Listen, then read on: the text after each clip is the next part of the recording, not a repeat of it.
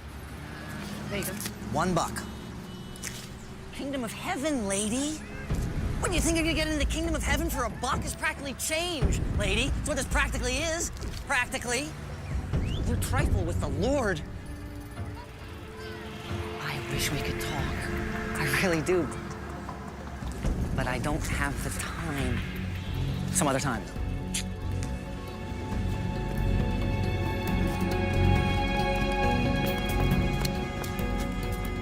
Let's get the car. He'll see us on foot, yeah?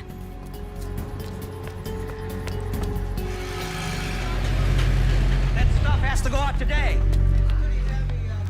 What do you got? You sure you want to make another run? Yeah, sure. Back to back, Jesus. Sorry, name of the Lord. I just don't know how you do it. Take number 4, it's all gassed up, ready to go. Elroy, what the hell's the matter with you? What are you talking about? You're gonna come back here and clean up that mess. Mr. Daly, I'm a truck driver, okay? I don't clean the trucks. Now, I've got another run, so don't tell me what to do. Don't let the sun go down upon your wrath. I'm warning you.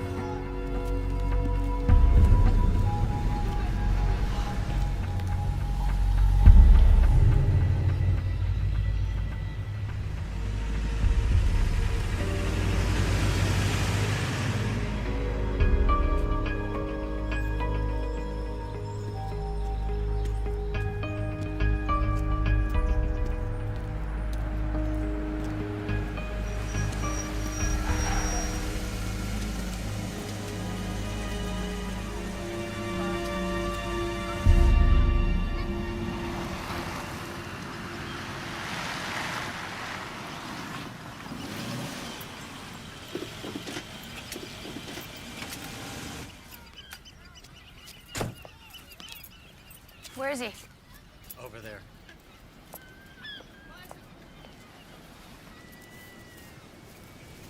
Tell the mayor I'll call him tomorrow and give him an update on the case. I've got the whole department working on this. I've got people working overtime. Chief? That'll be all for now, Thomas. Thank you. You know, it's not often I get out of the office these days. I've always enjoyed this spot. Fresh air, cool breeze. Reminds a man that he's alive. Sir, why am I here? Direct and to the point. That's a good quality. Now, thank you for coming, Detective Ernst. Have a seat. Or perhaps I should say, Lieutenant Ernst. Excuse me, sir? As a result of your heroism in an extremely dangerous situation. With all due respect, sir, the perpetrator's gun was not pointed at me. Please, have a seat.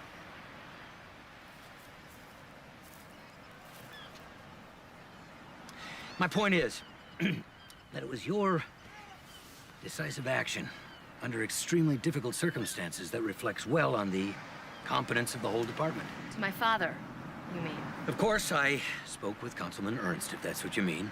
And it seemed to both of us that in light of all the negative attention the department's been getting... That negative attention, sir, is largely my father's doing.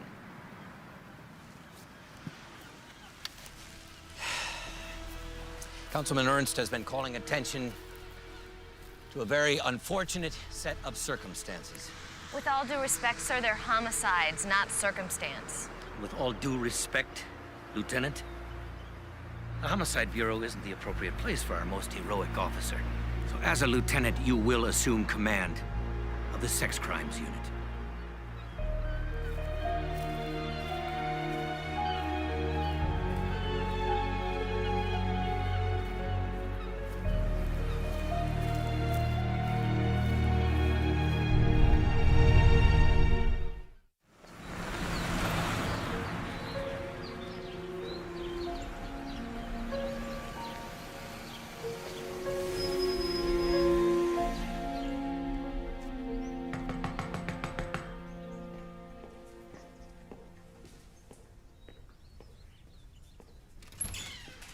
Miss Cynthia. Hi, Theo. Theo, who is it? Hello, Mother. Oh, Cynthia. Oh, how nice. This is unexpected. Well, I'm sure Daddy's expecting me. I stopped by his office. They said he's working at home. Well, yes, he's here, but he didn't say anything about you stopping You're right. I was more or less expecting you. I take it you've spoken with Farrell. How dare you interfere with my life like that? I'm sorry you feel that way about it. But an oversight of the police has always set me on my You're not police chief anymore, Daddy. Why don't we go into my study? We can talk. That's all right, I'm not staying. And I don't want your promotion. I hope you change your mind and stay.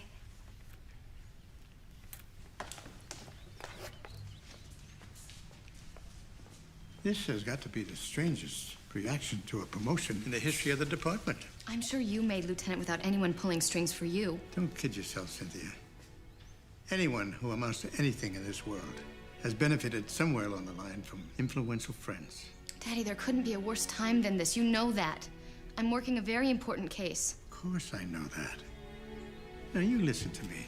The Homicide Bureau is falling on its face in public. And anyone connected with that case is going to find his career in a shambles. What are you running for, mayor?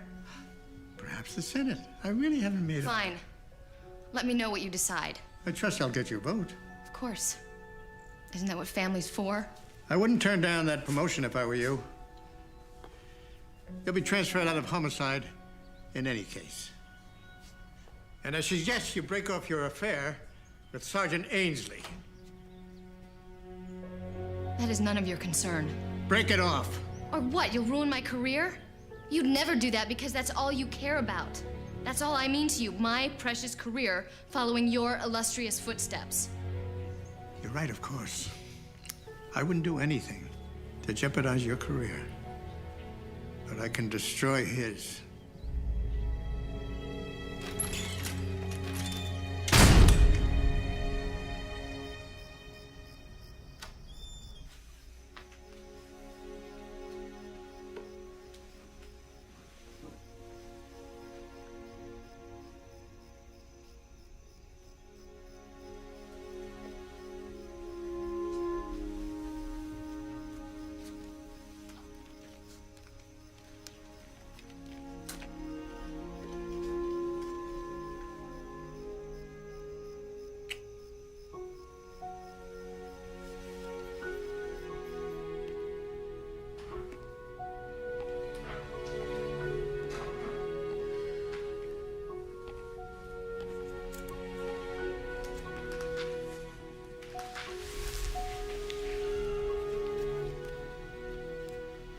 He's asleep. Wow, at least he got some quality time with his father while he was asleep. Why is it so hard for you to understand? Don't tell me I don't understand. I do understand. Right. I just got the wrong priorities. I don't know, Malcolm. What are your priorities?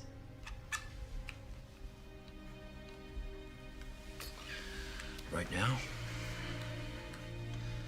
man wandering through the city who's killed 8 people, 4 middle-aged or elderly couples. I read the newspapers. I watch the news. Well, I'm sorry, Kay, but that is a reality. No. Jason spelling bee tonight was reality. 2 of us sitting out in the backyard eating dinner. And it's so dark we can't even see our plates. That used to be a reality, too. Yeah.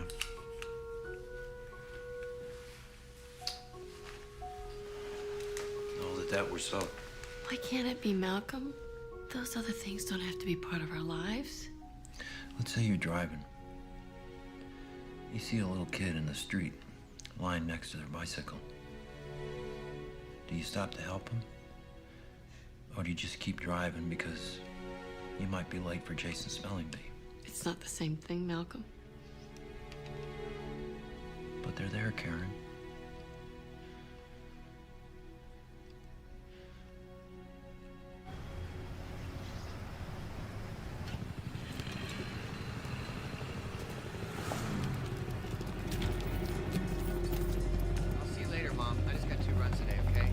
I got a visual on Doyle's mother. I'm gonna stick with her. Copy that.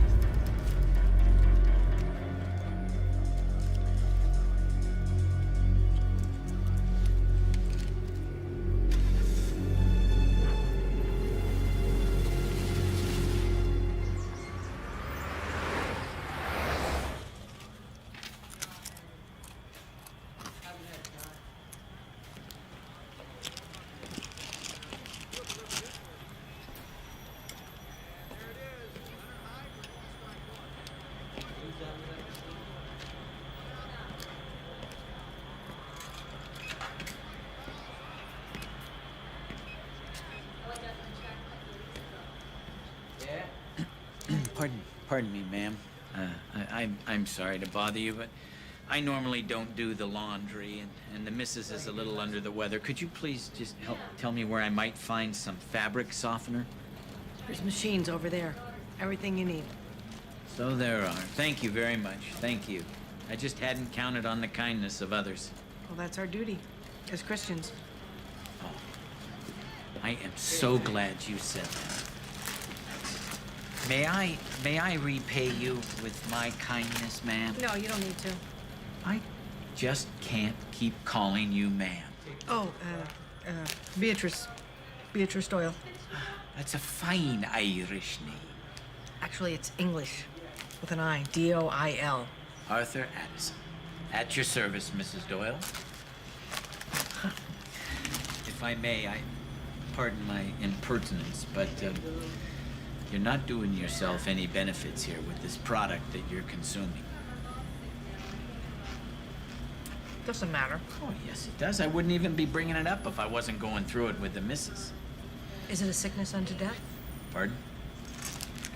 Your wife's illness that she suffers, is it a sickness unto death?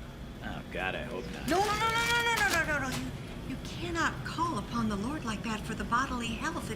It makes no difference. But I do. It makes a difference to me. The judgment is coming, Mr. Addison. Amen to that. Our bodies are our temples for as long as we have them with us, but how long will that be? I don't know. How long? Not long at all, Mr. Addison, for he is coming with the clouds, and all eyes shall see him. And in his right hand he held 7 stars, and out of his mouth went a sharp 2-edged sword, and when I saw him, I fell at his feet as dead. And he put his right hand upon me and said, "Be not afraid, for I am the way, I am the first, I am the last, and I am the living one. I alone possess the keys of the grave and of death."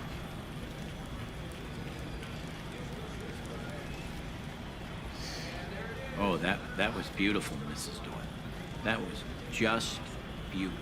I said to my son, I said, "Elroy, measure your days. This world is sick with sin and abomination. Pray for her." I thought you just said... No, not for her body. Pray for her soul. Please, Mr. Addison. Please. Lord, consume in your wrath the body of your handmaiden, Addison. Rosalie. Your handmaiden, Rosalie Addison. But deliver her soul unto thee. For thine is the kingdom and the power and the glory forever. And yea, though I walk through the valley of death, I shall fear no evil.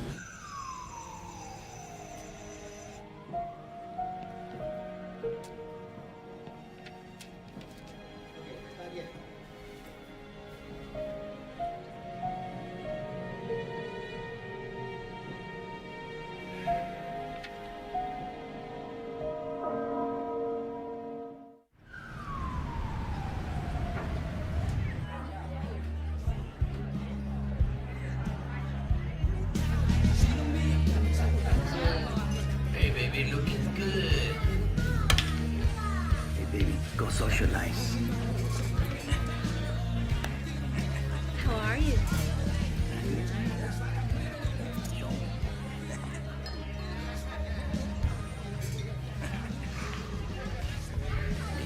You stay with me, bitch. You don't own me. The hell I do. Come on. You guys in trouble? Nothing we can do, right? No. Sometimes this job sucks. If he leaves, I don't want to tell him. Let's just stick here and check it out, okay?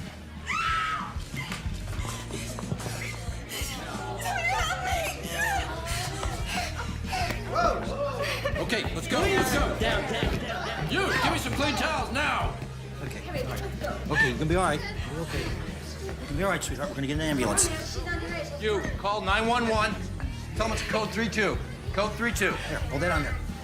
Hold it on tight. It's all right. This is going. Listen here. Listen. We're gonna take care of you. We saw you go in there with him. You'll be all right.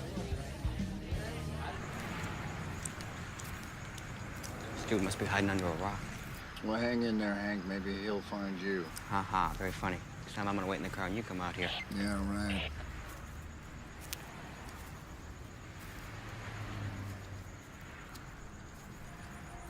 Uh-oh.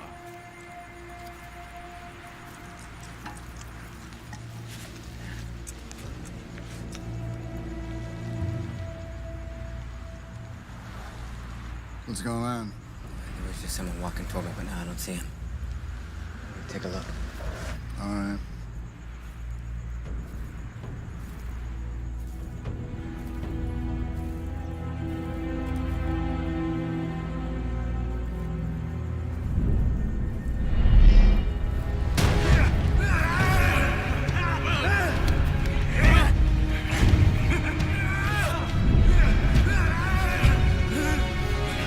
Provides for you.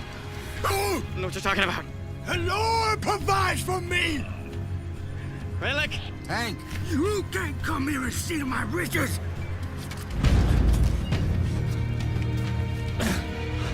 Nobody's trying to steal nothing from you. I saw you. My own eyes. Calhoun!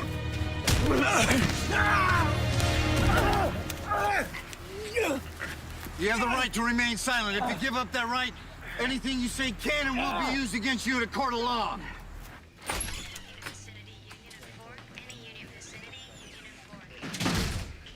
Rodriguez, is this right? We're not putting out a warrant for Quinones? Girl who got cut doesn't want to file a complaint. She says she was jumped by an unknown assailant. Well, what about the knife cut? Can't Dr. Sanchez do anything about that? If he cut the bone, which he didn't, and if she were dead so I could take out that bone, which she isn't. All right. So we can't make anything stick. But we can bring him in. Yeah, well, Sergeant Ainsley says that he'd rather not. Well, it's not like you'd be giving anything away. The guy already knows you were there. He probably thinks we're vice.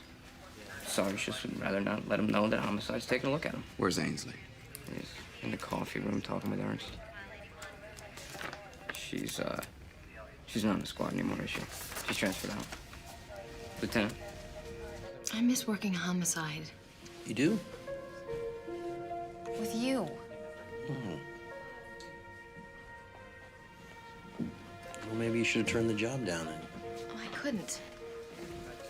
You don't know my father. Well, I don't know what you're complaining about. It's a promotion. If you don't want it, don't take it. Right. Good advice coming from was a priest, was a married man. Hold on. I do accept the consequences for every decision I ever made. I suppose I'm one of those consequences, right? No, I didn't say that. I'm sorry. I just feel like my life is being run on remote control and I don't have the clicker.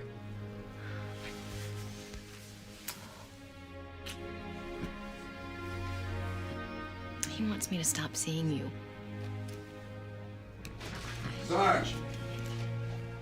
We had to bring Calhoun in. He jumped Brewmaster in the park and pulled a knife on him. We got him down in interrogation. Okay.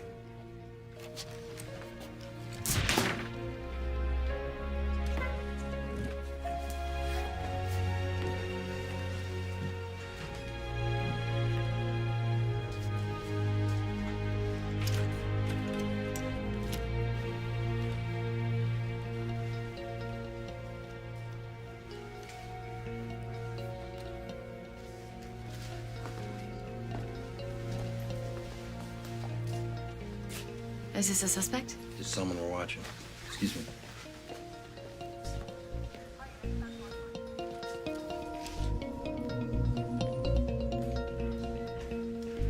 So this is little Jesus, huh?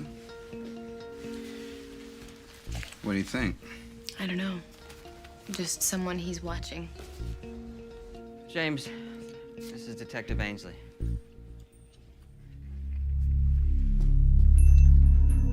Hello, James.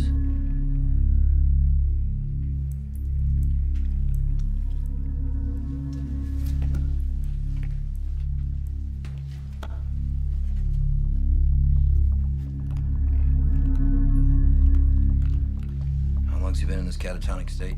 Since we brought him in, pretty much. Look here.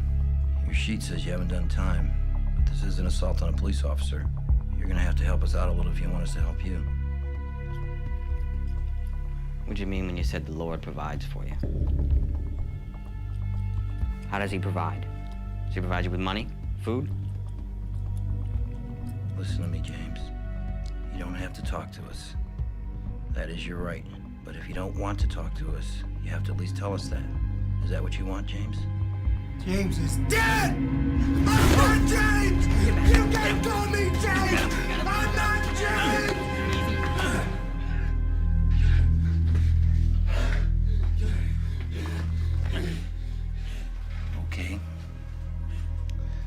supposed to call you Jesus. Is that right?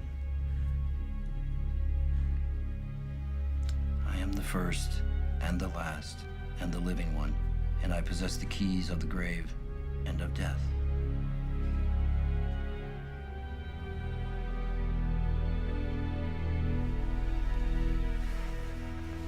What was that about? It's Book of Revelations, Book 1. It's supposed to be a passion with our killer. This guy never even blinked.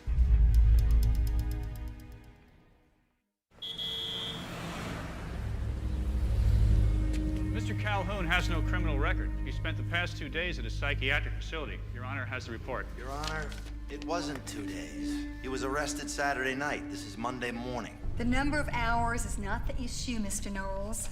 Surely the state attorney should know that. He assaulted a police officer, Your Honor. Who didn't identify himself. Excuse me, Your Honor. I'm Sergeant Malcolm Ainsley. Might I approach the bench? Yes.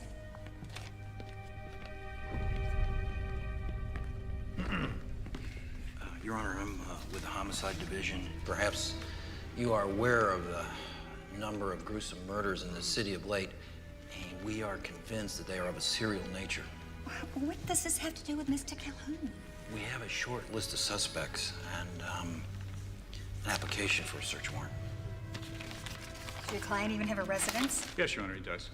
Your Honor, the Homicide Bureau would appreciate if Mr. Calhoun was held in custody at least until the warrant was executed. Precisely what is it that you're looking for? Personal items and property of the victims of the homicides, and most especially a knife or knives used in the murders. Wasn't a knife used in the assault that your client is charged with? Yes, Your Honor, the police have it. Sergeant? It's not the knife that was used in the homicides, but we strongly believe that he used one knife for murder and had another one for self-protection on the streets. So you want me to approve a warrant that, as far as I can tell, is solely and entirely based on Mr. Calhoun's religious preference? Yes, ma'am. Application denied, Sergeant.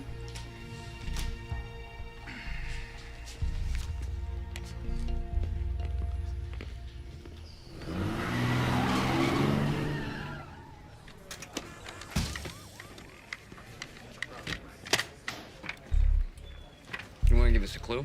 Damn judge cut him loose. Guy pulls a knife on me, and she cuts him loose anyway. Send him home, OR. System sucks. I didn't identify myself. I'm working undercover, but I didn't identify myself.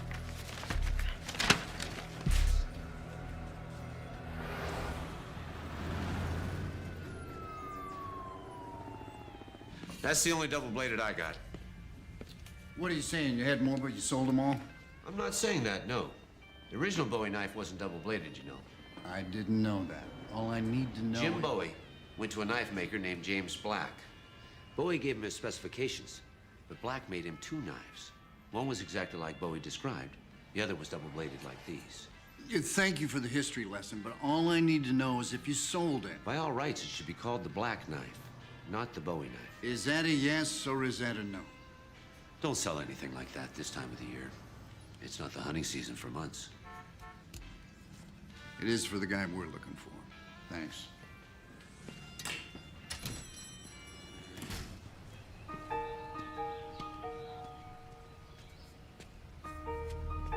Here he comes.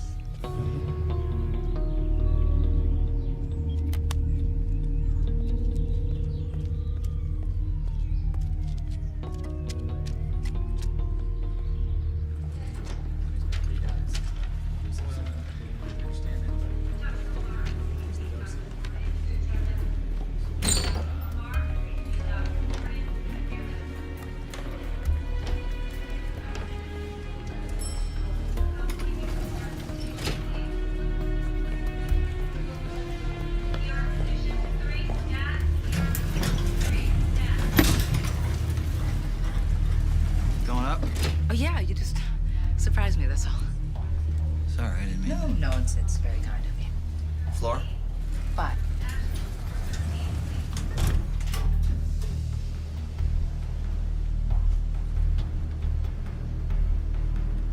I know you. I don't think so. Somewhere. I don't think so. Are you visiting someone? Chicken sandwich. I'm sorry? $1. Don't eat off the sidewalk. God has a plan for me, lady. $1 crummy dollar? It's practically change. You're laughing at God's plan. No, I'm not. I would never do that. You're following me. I'm not. No, you're following me.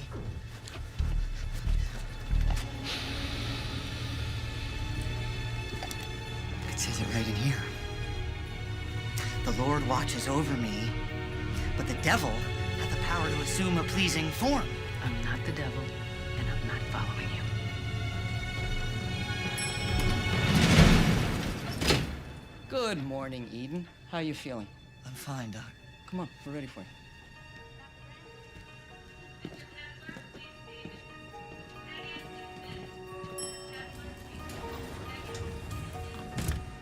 Bastante, this is too much. Maggie, why do you do this to me? I buy you everything. Huh? Listen, I'm gonna tell you for the last time. You work for me. Hey! Stop hitting her! What? You stay out of this, woman. Enough! Okay. Go on, you don't need this guy. Sure she does. Right? Huh, sweetie pie? Huh? See? Everything's okay, lady. Look, no problem. Huh? Hey, you got some good moves to go with that good body.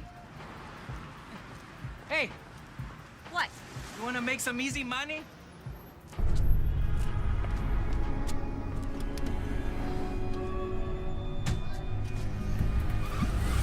Me la vas a pagar. You pay!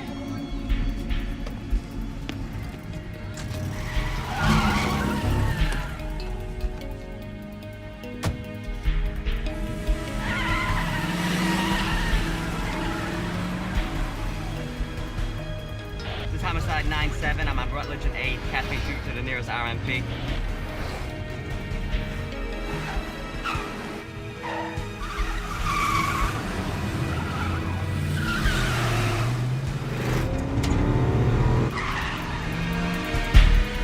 Hey, pendejo! Watch it!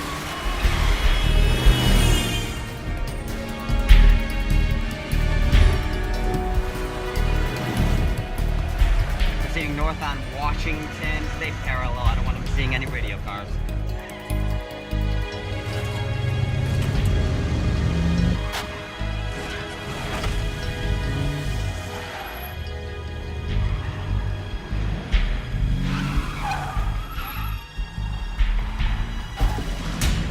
Come on. What are you doing?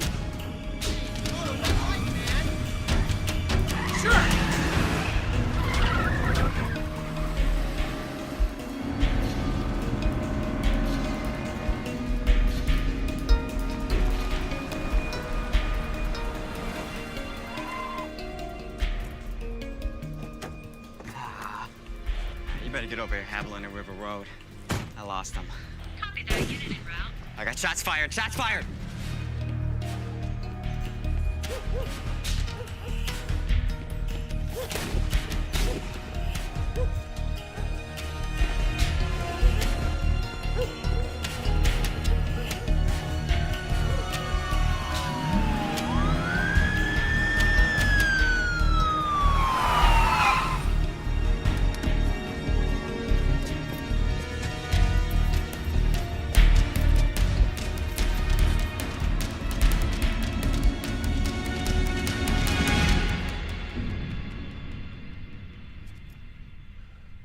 You all right, miss? I'm fine. I had to shoot him. He followed me into my house. I didn't know what he was gonna do. All right. I did what I had to. Stop right there. Let me have that. I'm gonna have to ask you some questions. Why'd you call it in? Dispatch, this is 1-4. Roger, 1-4, go ahead. Got a situation here. It's a very serious matter. You don't have to answer any questions if you don't want. You can consult with a lawyer if you'd like. Oh, no. I don't need a lawyer. Fine. Let's start with your name. Wanda, Fairley. Now, in your own words, Wanda, would you tell me what happened? So, I know he's in back of me. I run in, and he's got this knife. So you shot him. See, what happened was I started to run, and he caught me. So I kind of gave him like a little chop. Chop? And then I kicked him in the groin area. That's pretty impressive. 6 days a week. Better be worth something. And then he was on his knees, moaning, and that's how come I was able to get the gun. And at that point, he still had the knife. Actually, he dropped it when I kicked him.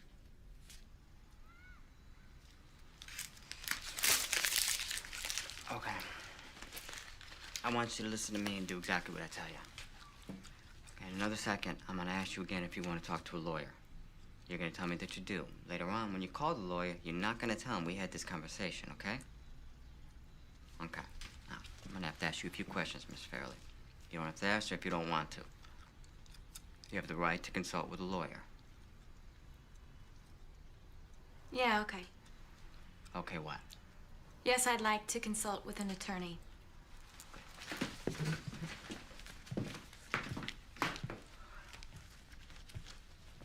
One other question, off the record. We heard a shot, and then nothing. And then 2 more shots. What were the other 2 shots about? He wasn't dead yet.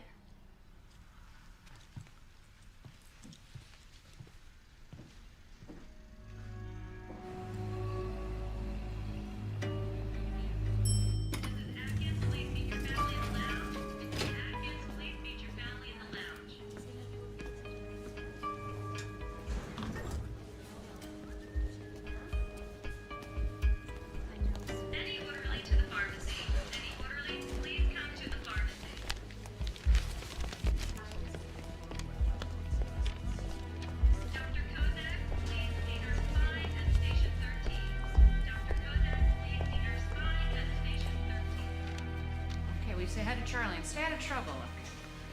Are you all right? I'm fine. Can I get you anything? Well, if you change your mind, I'm gonna be right in here, okay? It's just, I'm so worried. It's a friend of mine. He used to be my boyfriend. And he's been down on his luck lately. He's living on the street. And I kind of thought, oh, this is awful. I can't believe I'm telling this to myself. That's all right, really. I followed him and came here. What's your friend's name? Eden Robbins. And I'm afraid he's got something. Maybe I have it too. Do you know what floor this is? It's communicable diseases. That's downstairs. This is oncology. You mean like cancer? But he's gonna be all right, isn't he? Oh my God, how long has he known? Let me get someone to talk to you, okay? Okay. Thanks. Cancer.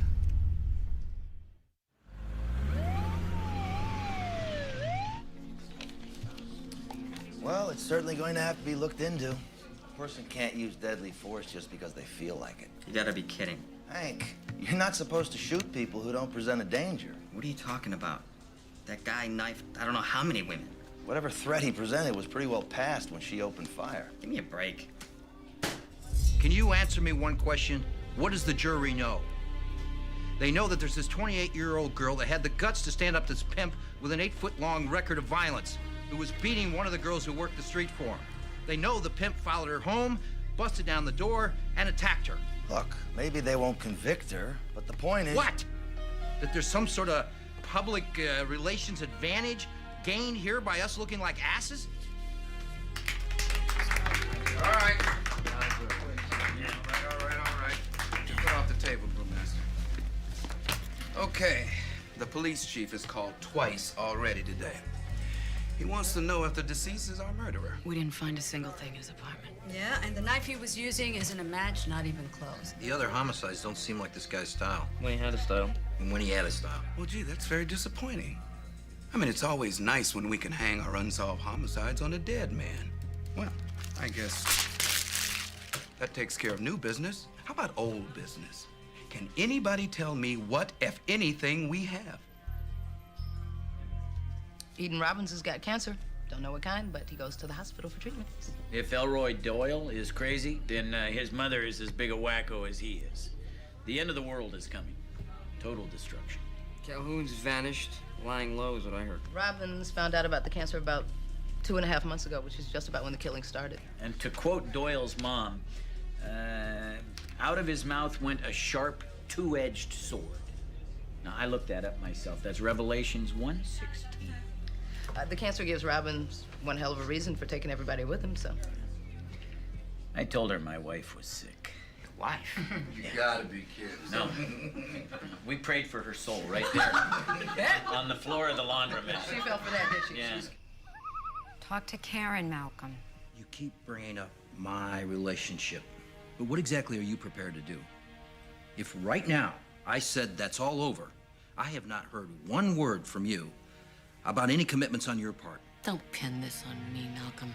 You took your vows as a priest, a vow to God, and you broke it. I broke my vows for you. You broke your vows to me. How many times do I have to tell you there were no other women when I moved out? But you moved out. That's not exactly commitment. All right, come on, both of you. Let's sit down and talk.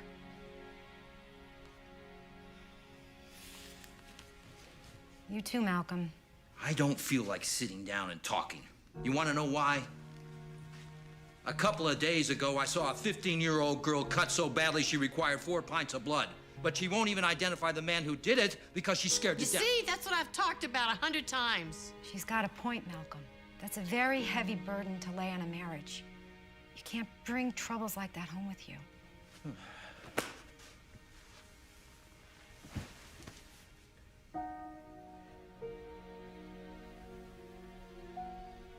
Where else are you gonna bring your troubles? Everybody's trouble.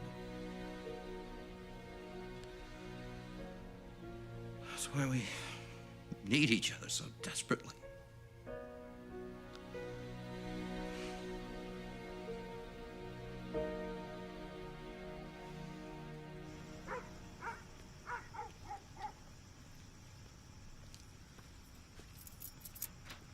Malcolm!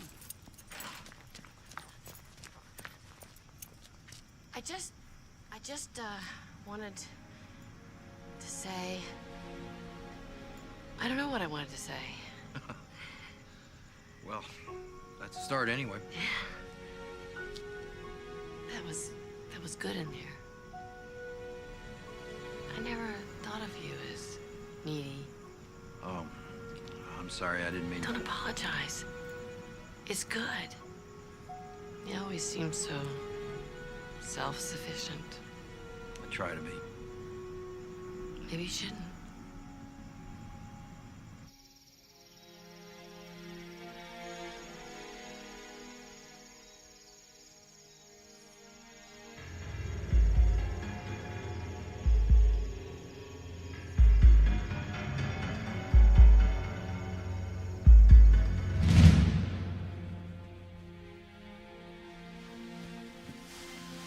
What?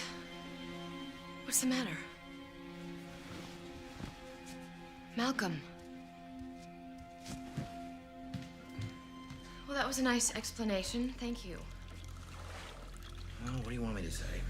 Something would have been good. Anything would have been good.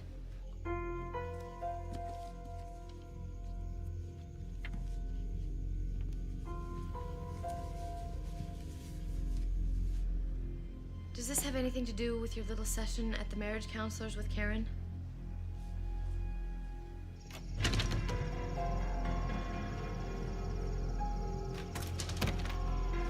You never did finish telling me about your father's ultimatum, I told you what he said. What part did I leave out? which you were planning on doing. Malcolm, are you looking for an excuse? Is that what this is? Not that I know of. If you're going back to your wife, don't you dare try to use what my father said. No, I'm not using it. I'm just asking you, that's all. Why? Why do you have to know? Because when he told you to transfer departments, you transferred it. He tells you to end it with me, I have to assume that you will.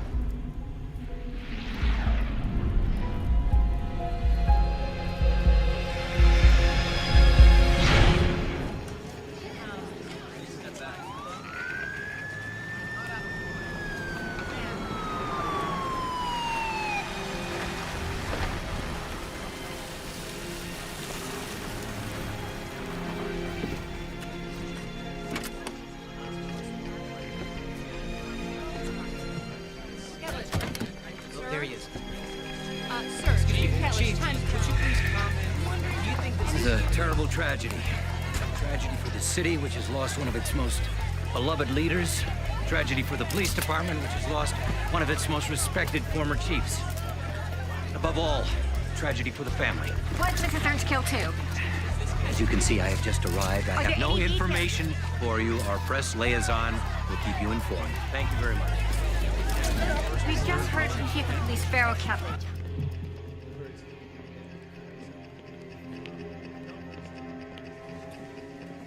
Really? They're in there, Chief.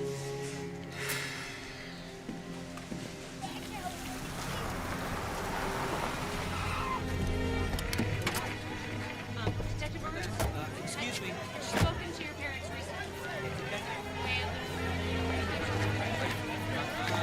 Detective. All right, coming through.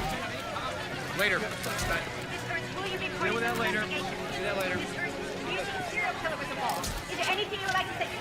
Miss Ernst! It was forced entry through a side door. Butler was out for the evening, came home, found the bodies, and phoned it in. John, over here. Can you get a picture of this? Okay, there seems to be a 2.5-inch to 3-inch in length serrated cut to the right earlobe.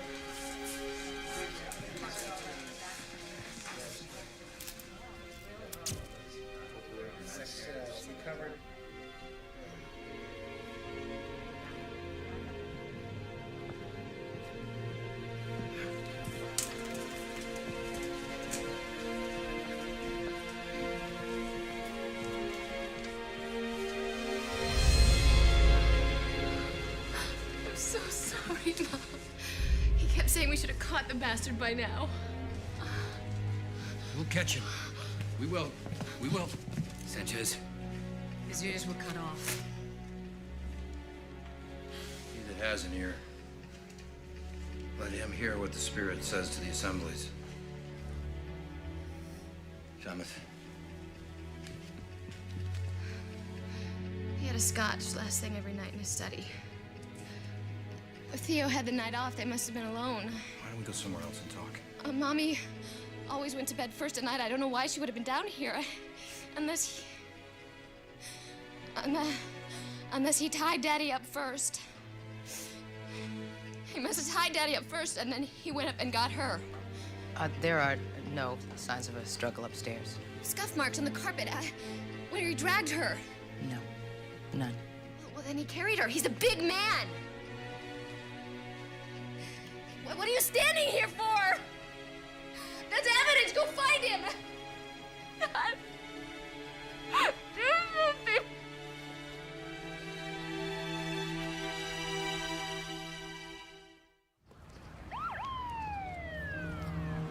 There are no post-mortem wounds. All the mutilations were done when the victims were alive. I know Cynthia was concerned that her mother had been dragged or forcibly moved to a room downstairs in some way. Well, there's no physical evidence to support that. I'll let her know that. And this killer. He's as gentle as he is vicious. I mean, he tortures his victims when they're tied up, but then he's very careful not to injure them in any way before that. What about the knife? You see, that's very interesting, too, because the apparent weapon used is only superficially similar to the one that was used in the earlier homicides. Yeah, it's probably a Bowie knife, 12 to 15 inches long, double-bladed along the length of the curve, but the distinctive serrations, they're missing here. So, what are you saying, Doctor? We got a second killer? I'm saying it opens up a whole world of possibilities, and if you want my opinion, I think this killer has more than one knife. Well, we gotta go. The Lord is my shepherd, I shall not be in want. He makes me lie down in green pastures. He leads me beside quiet waters. He restores my soul.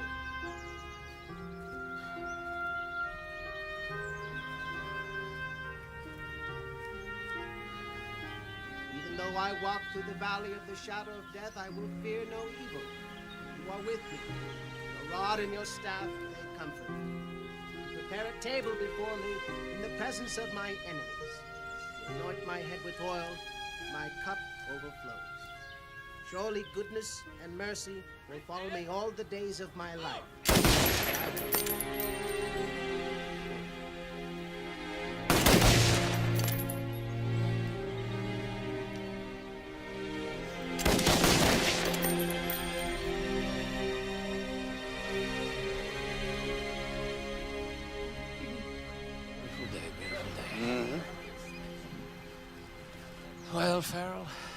police department certainly lost one of its beloved. There's no one listening here but the two of us. Let's cut the crap, huh? The police department lost its severest critic. Time being, that is. Wait till his daughter starts raising a stink about the way the department handled these killings. Well, that's what I was hoping you and your city council connections could help me with, Harry. It's better to have him inside the tent. Whatever you can, huh? Don't worry about it. Frankly, he hadn't been on the police force for, what, 8, 10 years? But I know it's where his heart was.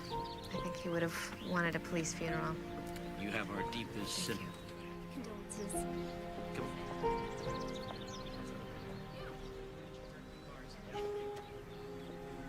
Cynthia, he was a force on the council. I can't begin to tell you how much he's going to be missed. It's very kind of you, Mr. Collingwood. Harry, please. I know this isn't the time or the place, but I've spoken with the mayor, and you and I have to talk. In the meantime, if there's anything you need. Thank you.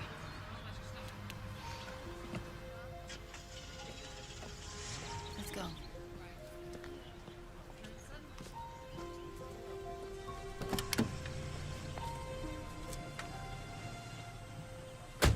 Well, why don't you? No, no, say. You agree? Okay, sure. Time to go. Okay.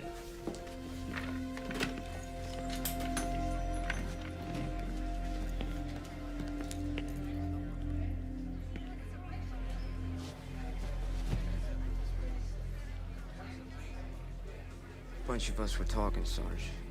I noticed. Well, we kind of decided that if this is the way you want to go, well, then we'd be willing to work on it off duty. I'm not the Lieutenant Rodriguez. You'll need to ask him. All right, need to see all of you. Conference room now. Lieutenant. Not now, Rodriguez.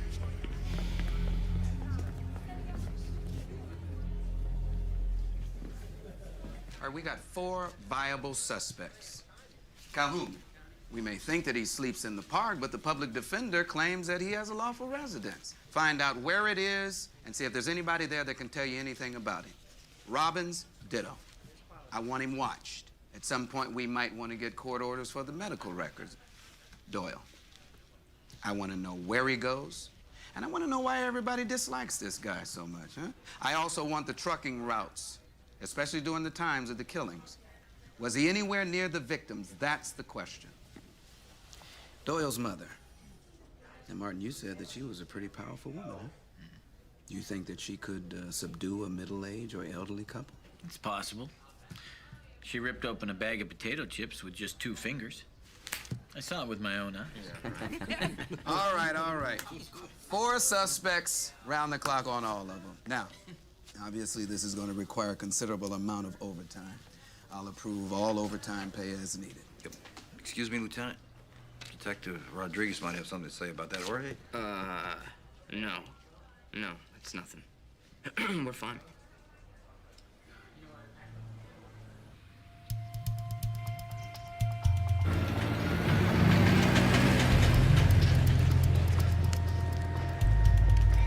Am I making you nervous?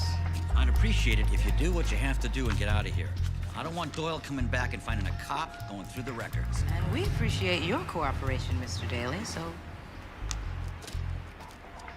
Thank you.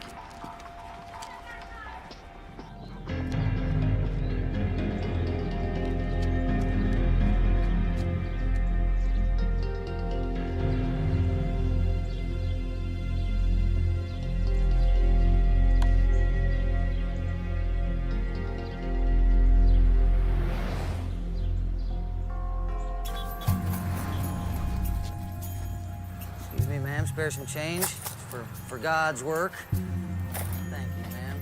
The blessings of the Lord are on you and on your children.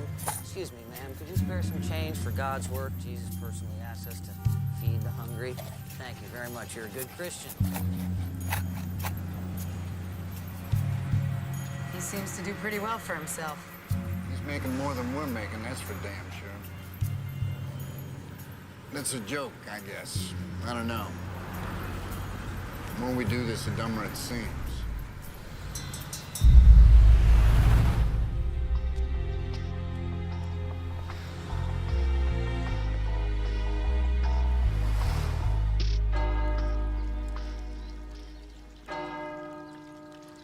He's a deeply religious young man, I'll say that for him. Suppose you can't tell me what kind of trouble he's in? Well, he's not actually in trouble, Father, but we found it necessary to check him out. I'm sure you have good reasons for asking. I'd like to ask you something, Father, that you might find difficult to answer, but is either one of them dangerous? That's not a very pastoral question, now is it? Thank you, sister. That sort of speculation is not very becoming, Sergeant. The kind of things a person might do. Well, let me put it in a different way, then. How would a man know if his beliefs were erroneous? I'm sorry, I didn't know you were with anyone. No, that's all right, Elroy. Perhaps you'd like to ask him some questions yourself. Not at this time. I'd rather you didn't say anything. Of course. Your mother was just here, Elroy. Elroy Doyle, Sergeant Malcolm Ainsley. Pleasure. Thanks for your time, Father. Perhaps we'll speak again. Sergeant, you're with the police department?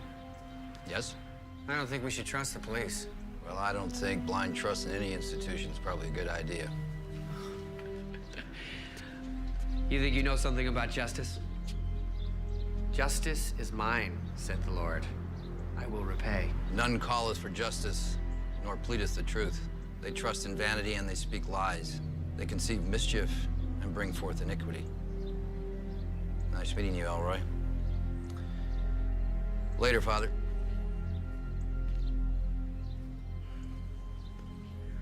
From the book of Isaiah, I believe. Look it up.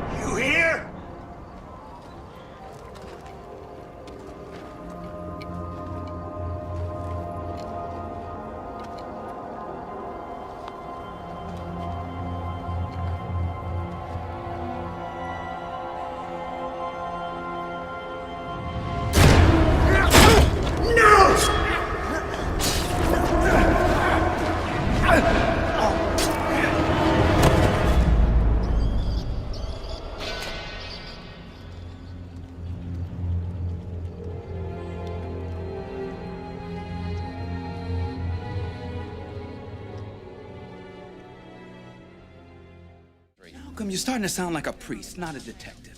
Tell you what, you want to excommunicate him? Go right ahead.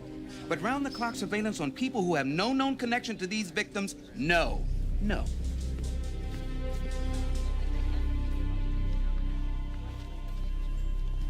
So what's the going price on a human life nowadays, Lieutenant? You gave me a pimp. Only he's not the guy and he's dead. We got a nutcase with cancer who apparently is also going to be dead before very long. You don't think that could push an unstable guy over the edge? We got a truck driver whose mother recites the Bible. And specifically the book of Revelation. Oh, and a guy who thinks he's Jesus. Only if I remember my Bible correctly, Jesus never killed anybody. And I don't remember him pulling a knife on an undercover detective either. It was the wrong knife, Malcolm. But you think I don't know what's going on around here?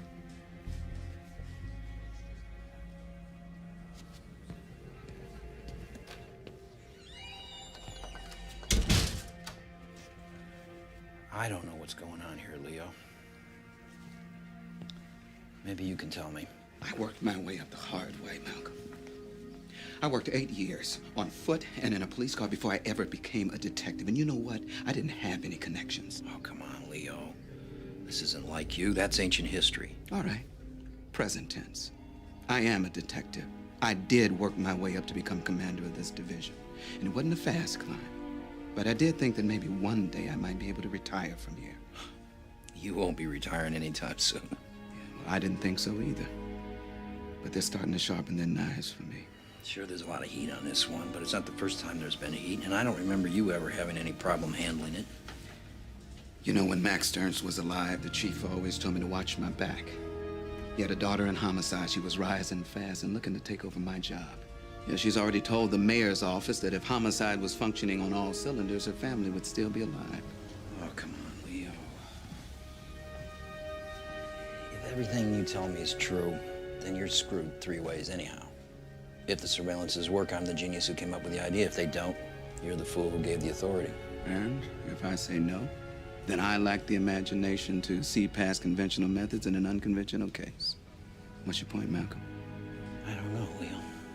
But I do know that the commander that I have worked for and known the last 5 years, he'd never give in to that kind of logic.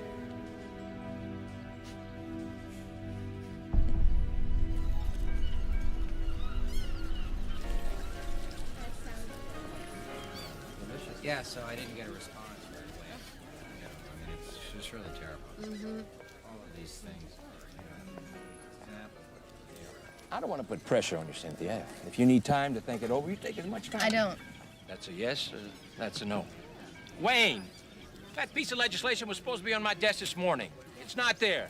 You sure you have time to eat? I'm sorry. You were saying? I was saying that I don't need time to think it over. I know it's what my father would have wanted, Mr. Collingwood. My answer is yes. I'm glad to hear it. Mayor will be too, and if I may say so, you're going to make a very pretty and welcome addition to the city council. Now, let me lay some cards on the table. There's been considerable discussion about this.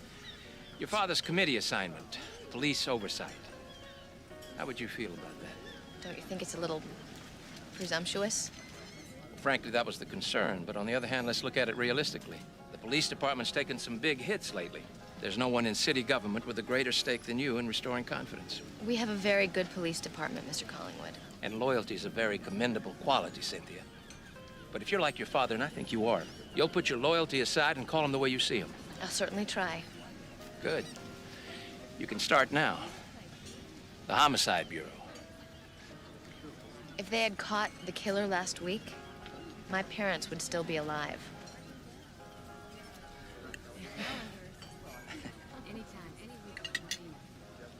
You know, if you'll excuse me for a moment, I'm gonna take care of this. Carol, what's the mayor's schedule look like over the next couple of days for a press conference? Can we do that? All right.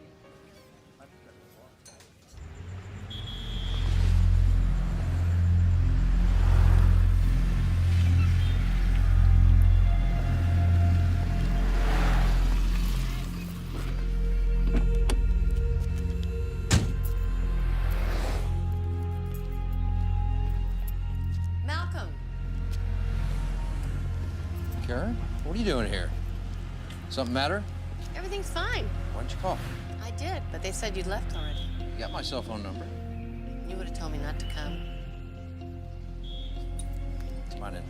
Sure it's okay? I had to ask.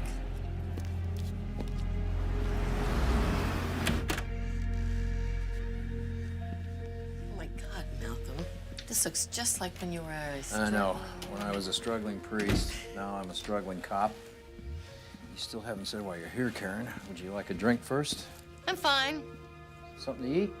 I don't think I want to risk it. This looks comfy enough. Not bad. Karen, why are you here? Remember that last time at Dr. Evelyn's? It occurred to me that I've been letting you down all these years. That's not true, Karen. It's not true at all. Let's go further back. When I told you I didn't want to hear these things, that I didn't want you to bring these things home. Well, I heard what happened on the radio, so they came home anyway. Karen, you don't have to apologize for anything.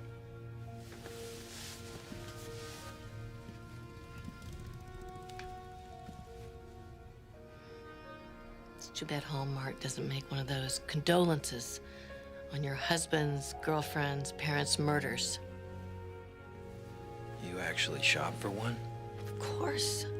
I checked 3 stores.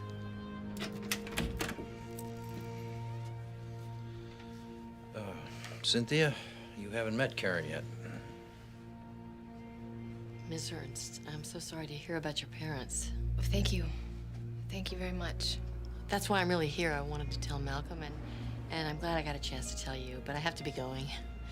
No, please, not on my account. I shouldn't have... On the contrary. Besides, I have a sitter waiting. Karen. It was very nice meeting you, Mrs. Ainsley. You're even more beautiful than I was afraid you'd be.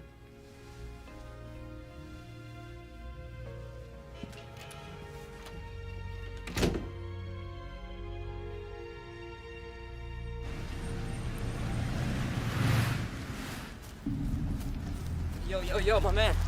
You seen Calhoun? Don't know no Calhoun. Yeah, you do, man. He's always around here. He's got long hair. He's got that beard. He's always... Jesus. Little Jesus. Yeah, little Jesus. Little Jesus. You seen him? You see him? I don't see him. I don't see him. That's why I asked you if you saw him. If he was here, you'd see him. Now get the hell out of my face, man. There. Nice talking to you.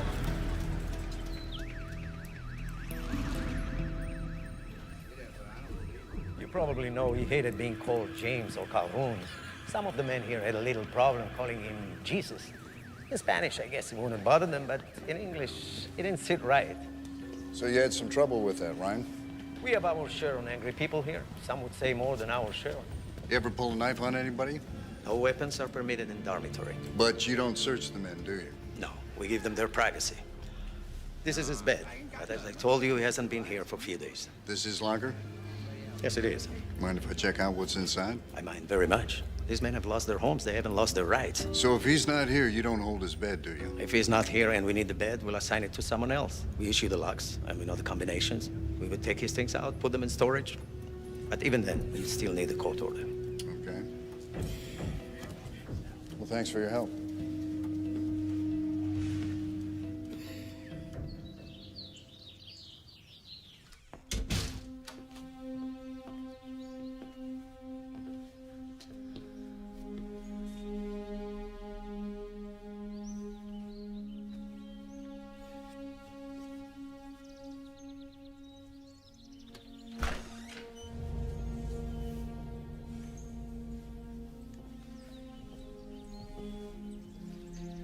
This isn't necessary.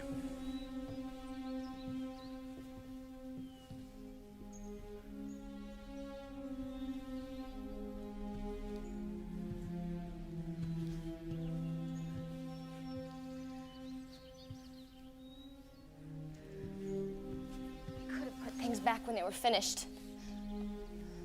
Everything where it's supposed to be.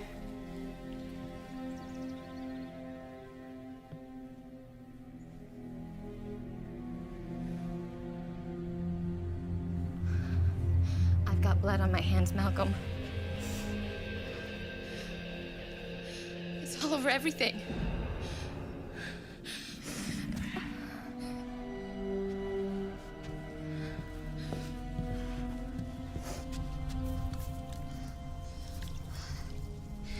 Do I remind you of... You're not Lady Macbeth, Cynthia. I know what you're thinking, that if we had caught him in time... I wouldn't have my father's blood on my hands. They're gonna offer me his job. You know that? On the city council. It's just like Daddy, isn't it? Even after his death, he's looking at his little girl's career.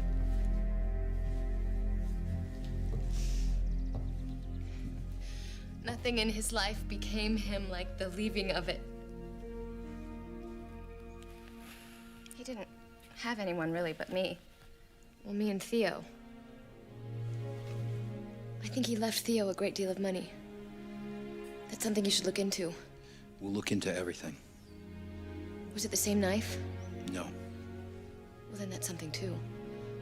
Maybe he had to buy another knife. Hunting shops and places like that. We're gonna do all that.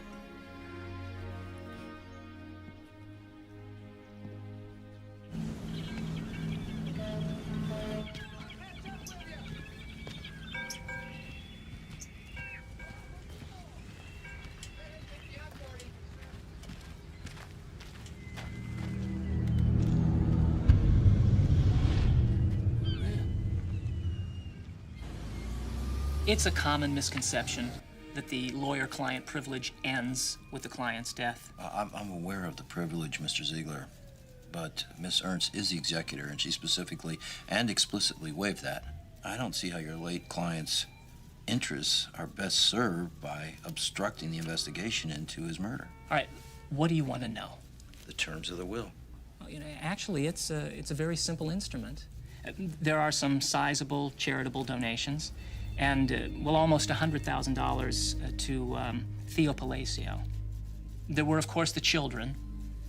Children? Max and Eleanor Ernst had a son 8 years before they had Cynthia, John, and a troubled boy. Do you know what happened to him? Well, I don't know the whole story, but there was some trouble with the law, and after that, the son left town.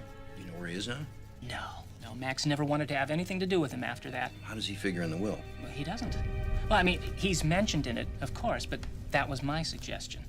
You see, as a legitimate child, he could have asserted a claim if he hadn't been mentioned in the will at all.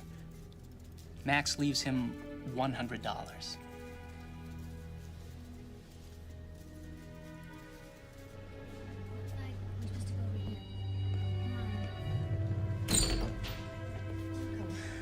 I'm so glad you're here. Things have happened so fast, I didn't know when I was going to get a chance to call you. Yeah, that's right. You're a city councilwoman now. Yeah, in an hour and a half. Congratulations. Oh, Cynthia,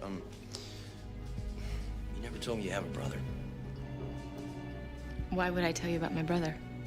Well, I don't know. Your father left him out of the will. You know where he is? I don't know. He left home when he was 18. I was 10. I haven't heard from him. Did you ever try to find him? Yes, I tried to find him when I first joined the force. My father found out about it and he put a stop to it. I can't talk about this now, Malcolm. I have to be at City Hall. Yeah, but, did your father ever try to find him? It's too painful, Malcolm. I'll see you later.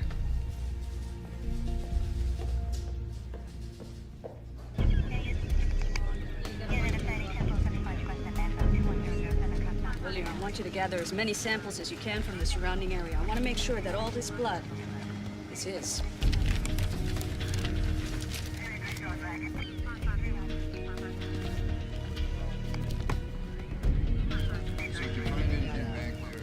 Hey, case 2003, 8914. Take him home.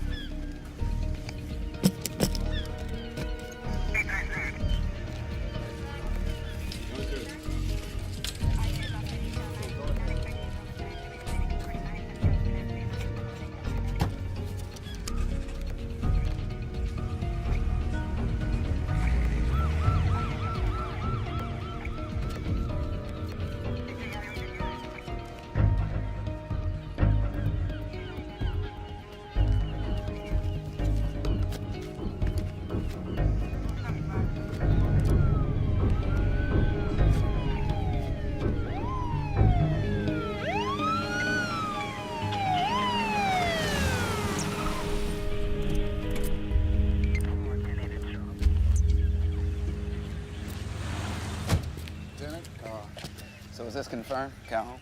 I don't think there's going to be any resurrections for this Jesus. Why don't we take it easy on the blasphemy call? Just tell me what I should know. His throat was slashed. There was a knife sheath on his belt, but no knife. Steve, could I get a picture over here?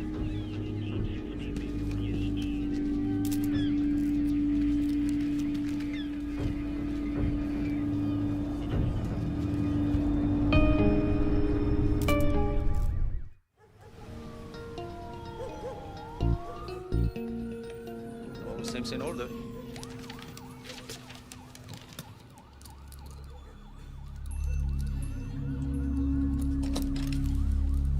It's all right if I keep this. They cost money, you know. Help yourself. Okay.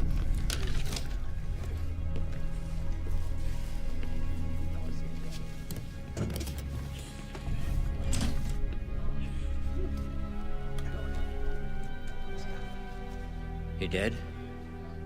Yeah, he's dead. Crazy goat. All the money in the world ain't gonna help him out now. Money? He's been fast in a bundle. You say where he got it? Guys like Calhoun, don't kiss and tell.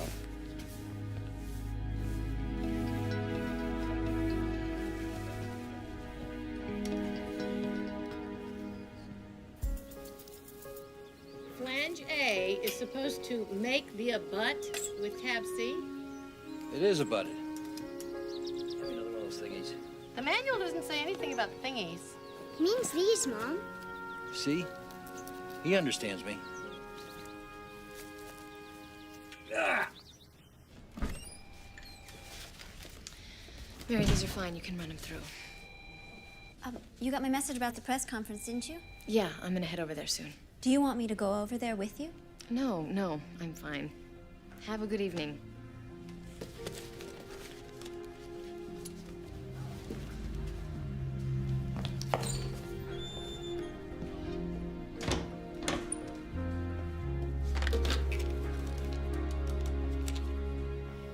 Not so tough.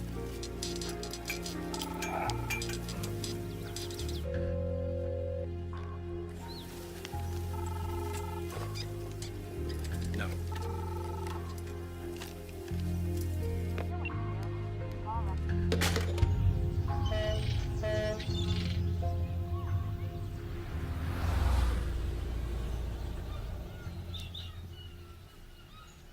How long did your father work for Councilman Ernst? I'm not sure I could say in years. Since I was a small child. Was your father aware that he was included in the councilman's will? If you're suggesting... I have to ask these questions. You just want to know if my father had a reason for wanting his employer dead. It's perfectly obvious what you're getting at. My father is not a wealthy man. My husband isn't a wealthy man either. Maybe you ought to check my husband, too. I appreciate you taking the time. The night they were killed, we were all at my son's school. It was science night. You can check with his teachers if you'd like.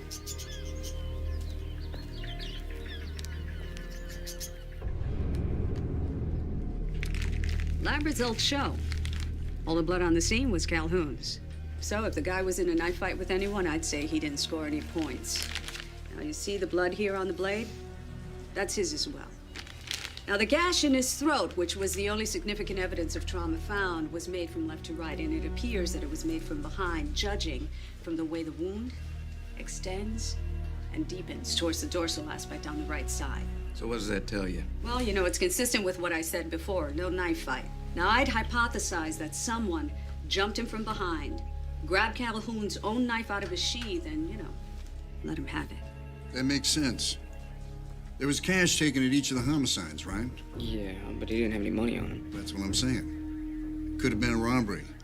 There was a guy at the shelter that had the bed next to Calhoun. He thought he had money. In fact, when he heard Calhoun was dead, he said, all the money in the world's not gonna do him any good. But I'm thinking if this guy knew he had cash, that probably means the late Mr. Calhoun wasn't too careful about who found out. Now, the big question. Is that knife the murder weapon we're looking for? There was one knife used in the last 3 pairs of homicides. Very distinctive in the nature of the wounds that it inflicted. Now that is not this knife. Another weapon was used in the last 2 killings. Councilman and Mrs. Ernst. Now that knife is not as exotic in its configuration as the one used in the earlier killings, but it is distinctive enough to allow an identification. Now I'm willing to testify with a very high degree of certainty that this is that knife. You're absolutely sure of that? Malcolm, you sound like a defense attorney. You're not certain? If there was a trial, which obviously there isn't going to be, and if the defendant had a really good attorney, I would say that that attorney could raise a reasonable doubt. But in my own professional opinion, and based on some of the evidence that I found, I believe that to be the knife that killed Max and Eleanor Ernst and Calhoun. And Malcolm, I just don't testify to things I'm not sure about. Look, if Dr. Sanchez's testimony is good enough for me, it damn well ought to be good enough for you. All right, then. Why did he change knives? Well, the fact is he did, all right? And I want to know why. Maybe he didn't want to get caught with it. So he threw it away? Sandra said it was a very distinctive knife, not cheap. No, not cheap. So why would he throw away an expensive knife? Maybe it broke. Maybe he had a change of heart. He didn't want to kill anymore, so he got rid of it. And then the impulse comes over him again. I know this killer. I know the Book of Revelation. He's steeped in it. He's steeped in the twisted version of judgment that many people have of it. I saw a pale horse, and he who sat on it was named Death, and the grave followed with him. And he was given authority over 1/4 of the earth to kill with the sword, and with hunger, and with death. This man does not repent. This man does not have a change of heart. This man knows he will kill again. You know, you ought to be glad that Calhoun is dead, Malcolm. The man was on your list. That means you won. Now let's just move on. We got our killer.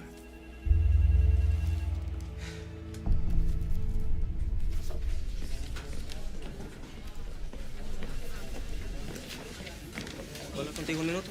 It's not gonna take long, is it? I gotta get to this press conference. Yeah, just a minute. Okay.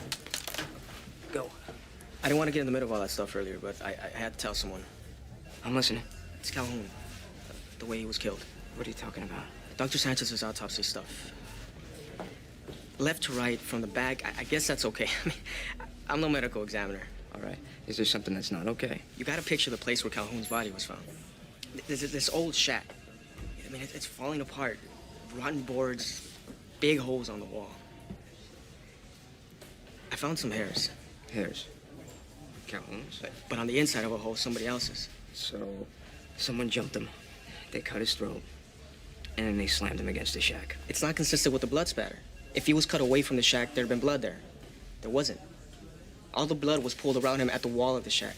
Calhoun was there to meet someone. Somebody knew that he was gonna be there. And they hid in and around the shack. And then they killed him. That's what you're saying. The other hairs inside had to belong to someone. It's all in my report. It's good work, pal. It's real good work. Thanks. Okay, let's settle down, everybody, please. Listen, I want to apologize to all of you for having you come down here so late for this announcement. If I seem like I'm in a very good mood, that's because I am. The serial killer who has terrorized this city, the man responsible most recently for the deaths of Councilman Max Ernst and his beloved wife, Eleanor, and before that, for the 6 terrible and savage homicides, is dead. Apparently murdered in Northland Park. His body was found this afternoon by a passing civilian, and the weapon he used in his rampage of death was found nearby. We owe the solution to these murders to the diligent and professional work of our homicide division, led by Lieutenant Leo Newbold, whose detectives had already narrowed their investigation to a very short list of suspects. I'll let the lieutenant explain all of that to you and answer all your questions. But before I do, I want to thank him and the men and women under his command on behalf of a grateful and relieved city. Thank you.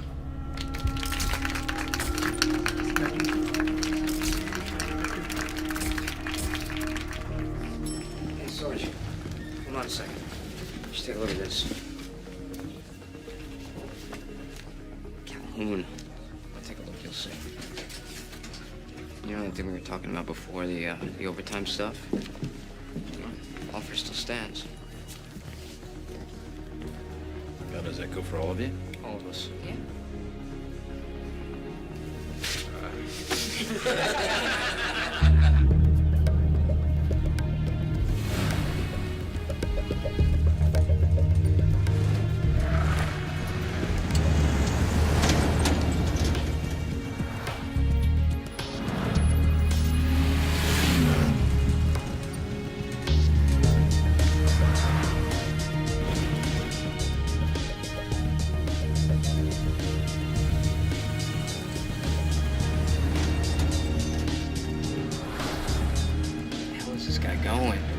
Yeah, he's driving around town.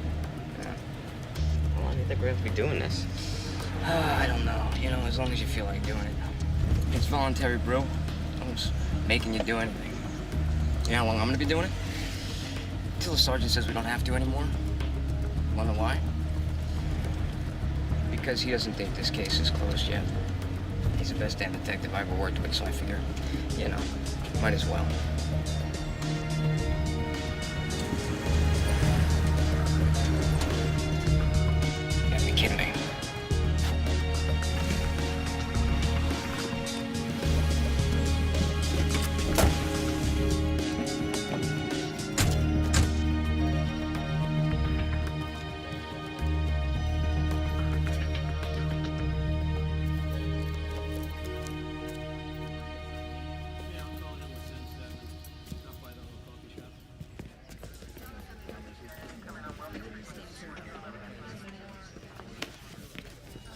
help you?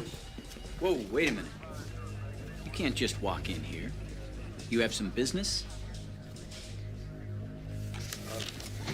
I think he's here to see me, Marty. Is that right, Elroy? Yeah, that's right. All right. Come on in.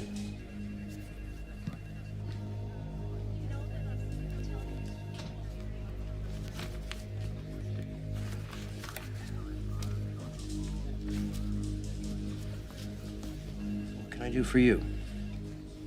I know all about you, Sergeant. What do you know? Father Ainsley. That's right, isn't it? No. You were a priest. Was a priest, not now. Why not? Is that any of your business? I'm a truck driver. Is that any of yours? You know, that thing that you said the other day was, it's from Isaiah. I looked it up right here. Oh, I'm glad to hear that. How come you're saying things like that if you're not a priest anymore? I just wanted to see what you would do. Well, that didn't get you anywhere, did it? I didn't do anything. Yes, you did. You did two things. You looked it up, and you came here. I'm not some toy you can play with, Father. Sergeant. Father. You can't change what you are. We're not here to talk about me. What are you, Elroy? Why do you have people following me? What, you think I don't know about that? What are you, Elroy? I am what I am, okay? Now make them stop! Well, they'll stop when they stop. Hey, you pick on me just because I make a mistake once? What do you mean you made a mistake? They're supposed to be sealed, you know? That's the law, it's your law, so you better follow it! My law's different. Sergeant. Watch out.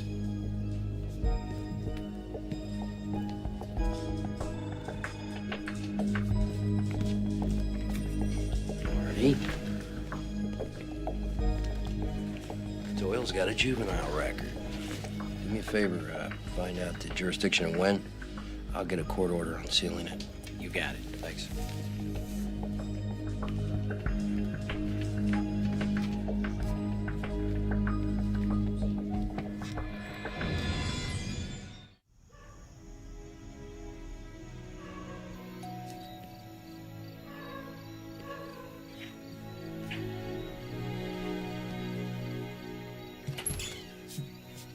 Sergeant, come in. Is she in? Yes, this way.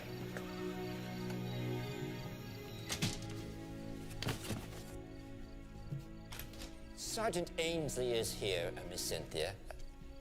Will you be wanting anything? No, thank you. I'm so glad to see you, Malcolm. I know it's late. I didn't know if you'd be up. Not a problem.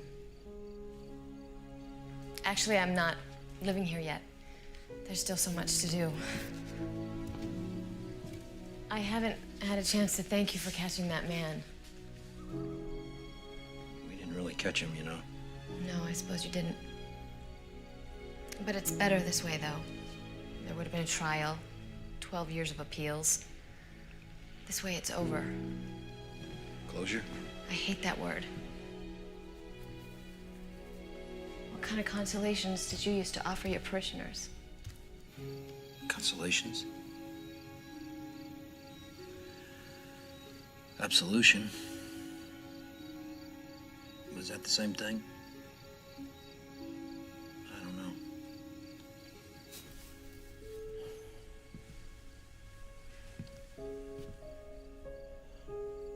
I don't know what I believe in now. Even that killer has beliefs.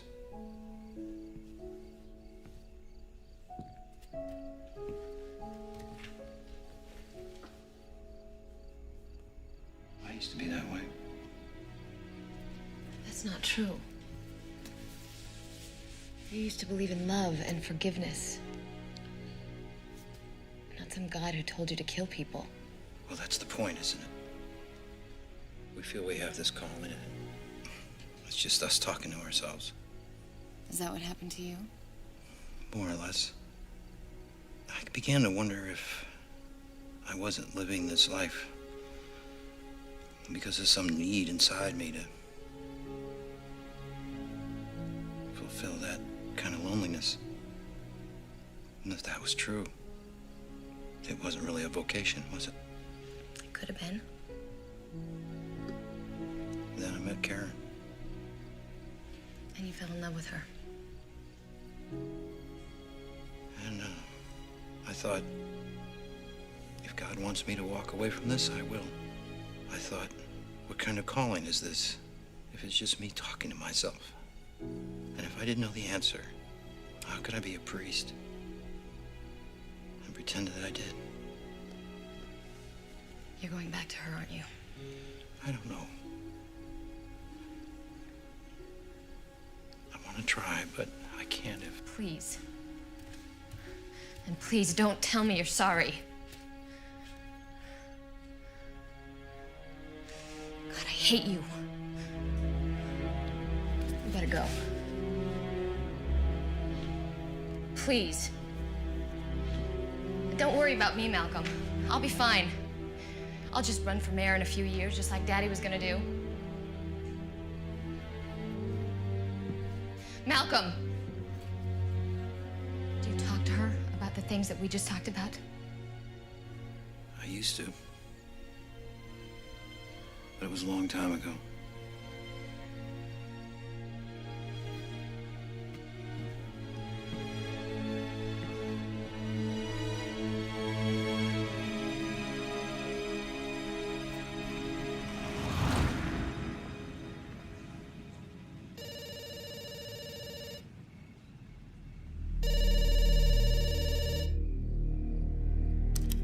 No one is here to take your call.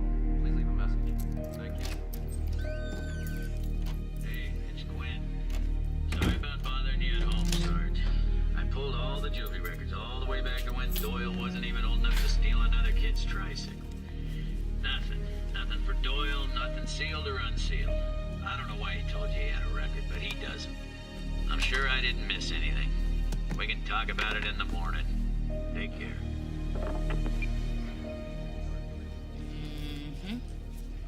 You sound like you found something. Yeah, and that's just for starters. You know the Frosts, the couple in the hotel? Okay. Now, I didn't find anything that placed Doyle near the hotel, but they cashed some traveler's checks, remember? And that was right here, which is right next door to Daily Floor and Tile, where Doyle made a delivery that very afternoon. Why are we discussing Elroy Doyle? And why did you find it necessary to call me before 6 o'clock in the morning? You know what? I'm gonna go and do some more work on this, and then I'll call. Yeah, I'd like you two to stay and give your input. Okay, great. Okay, this better be good, Malcolm. I'm not a morning person. Yesterday, Elroy Doyle rolls in here ranting and raving, and he feels like we're persecuting him for an old juvenile case. Yeah, a record that we can't find anywhere in our files. Okay, and I still want to understand why we're investigating Elroy Doyle. Have you read Julio Verona's report? Yes, I have. Well, I assume you know that there were other hairs at the crime scene other than Calhoun's. That shack was used by hundreds of homeless people for shelter. Now, those hairs could belong to any one of them. Now, someone waiting for Calhoun, that is pure speculation on Verona's part. But here's the thing I really need to understand. What does any of this have to do with Elroy Doyle and his lack of juvenile record thereof? I don't know. But what if somebody was waiting for Calhoun? It's a mystery, and I don't like mysteries. Okay, how about this? What if Doyle probably was a juvie in the mid-'80s, right? Right. Maybe you have a cold case in your medical examiner files. That's a ton of paper trails. So we're gonna have to do it the old way, and it's not gonna be easy. But then what has been easy about this case? He seems to think that we know about this record. So I think we should find out about it. And you know what that means? Yep, back to the files. The files.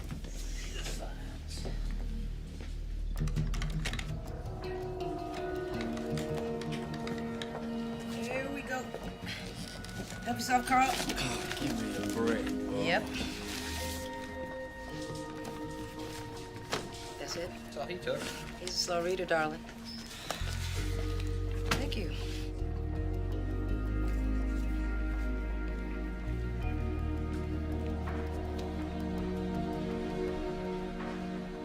Boys, boys, boys.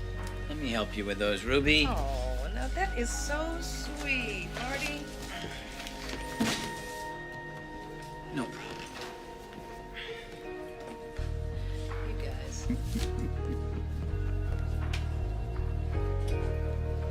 Okay.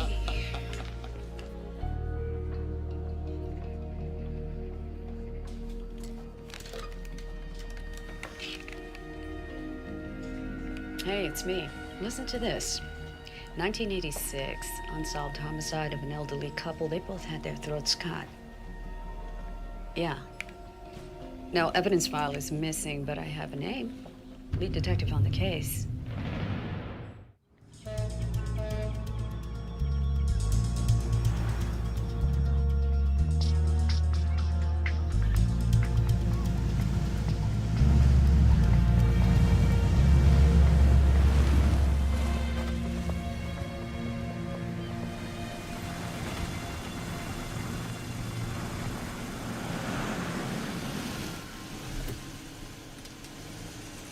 Hello. One of you, Toby McClellan? That would be me.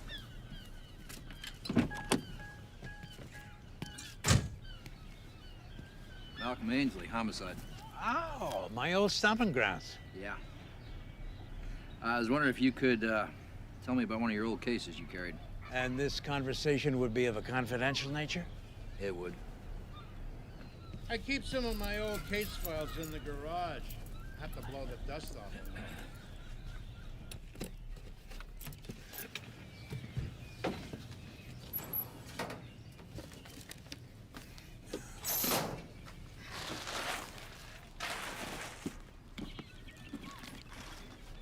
Crimes of passion, celebrity killers.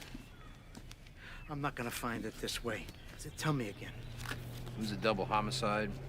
Couple was in their own home. Juvenile suspect. Yeah.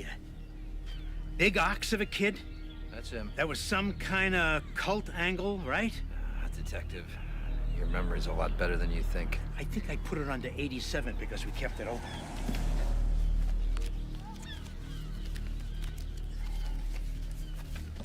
This is the one.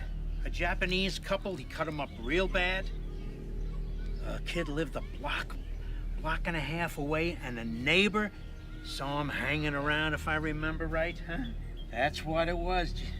We even had the damn knife. But no prints, though. There was a church on the corner, cemetery in the back, hadn't been used in 100 years, and that's where it was. All covered with blood, just lying there in the grass. But no prints. You keep saying that. Hell no, we had prints. There was a print set in the blood. What happened? We had the prints on the knife. We didn't have his prints, and you cannot fingerprint the juvie without his mommy's permission. It's the dumbest damn law I ever heard of in my life. You mind if I take this? Why not? Police department property anyway. It would have made a great story if we ever solved it. Really appreciate your help, Detective. Thanks so much. All part of the job.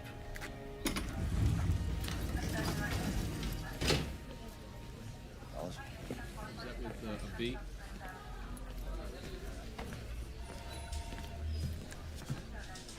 Bottom line? Bottom line. You're not there yet. What do you mean, not there yet? The trucking company records put him at or near virtually every one of the homicides. Near, not at.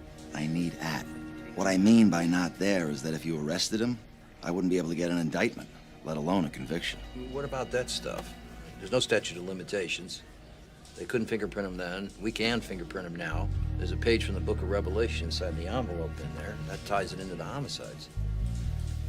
If I could have one wish, it would be that detectives learn something about the rules of evidence. Oh, God, spare me. First off, getting his prints. I'm not sure you could for a crime he committed as a juvenile. I'd have to check and see what the case law says on that. But, say you get his prints. What do you do with them?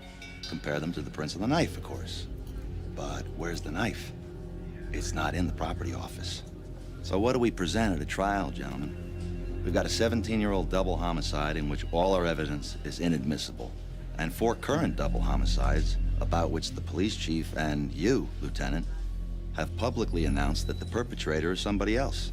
Well, there's got to be something that we can do. Well, I'd certainly keep an eye on Doyle.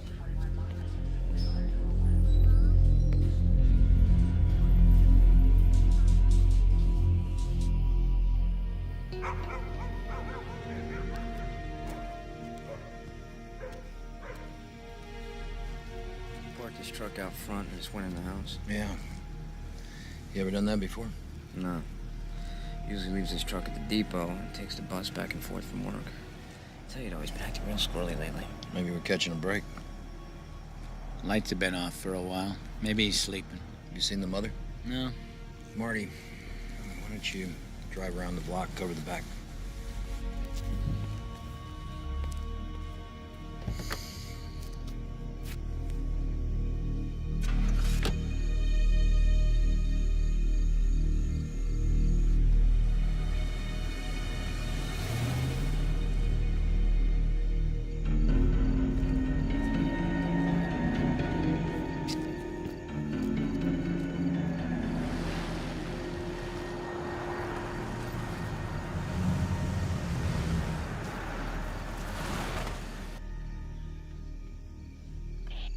Position.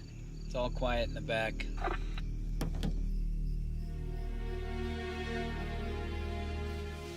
Good night, Ivan. Good night, Grampy.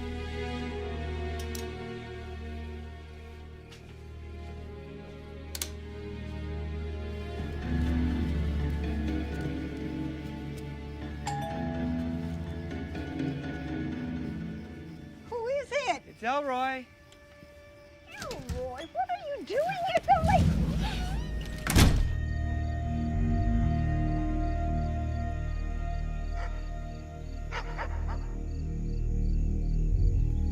Boys, it's so quiet out here I can hear my hair grow. Sarge, all this waiting is killing me. Rodriguez, we're on a stakeout. It's police work, it's what we do. Still.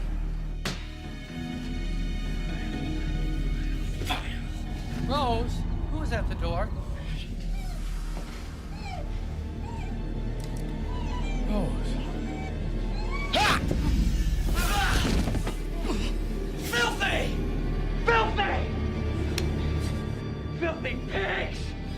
Get up! Get up! Slob! Slob! Slob!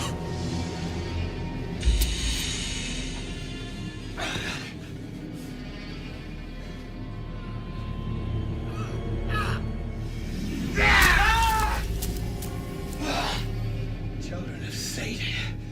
That's what you are. Abomination! Ah! I am the Lord's swift sword. Hospital 187, 1924 Ash Court. All available units, please respond. There's 4 houses up the street. Marty? Yeah, I'm on it. Move. And all the earth marveled after the beast. And they worshiped the dragon.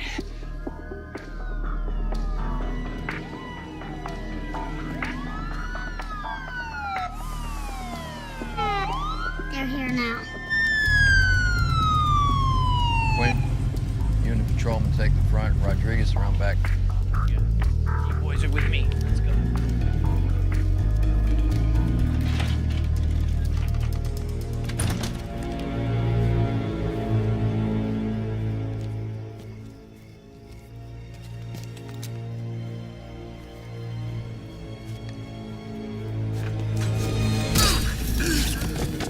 Sergeant! Father! Drop it, Doyle!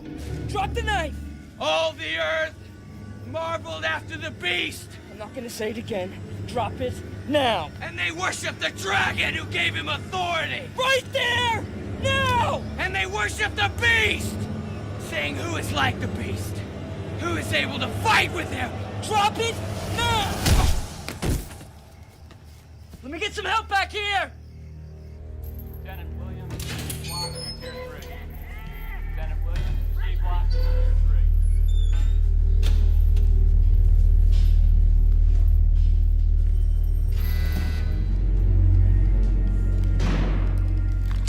Elroy, I'm here to inform you of your rights. You have the right to remain silent. Hear my confession, Father. I've sinned. You have the right to have an attorney present. I confess to Almighty God, to Blessed Mary, ever Virgin, to Blessed Michael, the Archangel. Elroy, I'm not a priest. Hear my confession, Father. I'm a police officer, Elroy, and anything you tell me can and will be used in a court of law. My lawyer, he didn't even want me to talk to you. Well, you have that right. And then he said he wanted to come. Okay, I can send for him. You don't have to say anything until he gets here. That isn't right. You're not allowed to take anyone with you into this holy confession, Father. I'm not a priest, I'm a police officer. I want to talk to you. If you want to talk to me, you have to understand who I am. Do you understand who I am? Sergeant Malcolm Ainsley, Homicide Division. I want to hear your questions. Why did you kill Sam and Rose Timpone? I'm an instrument of God's will, Sergeant. Father. Why did you use a different knife to kill the Ernsts?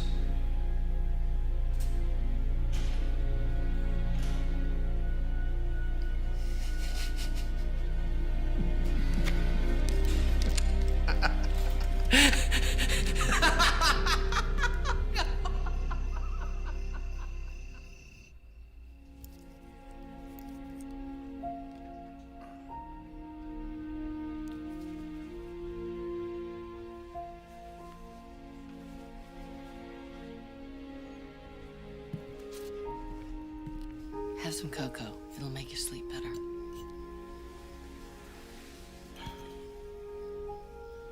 He was only 8 or 9 years old. About Jason's age. I don't know how much he saw. Don't talk about it. Don't even think about it.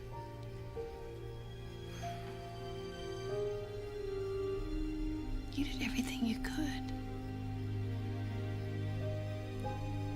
It wasn't enough.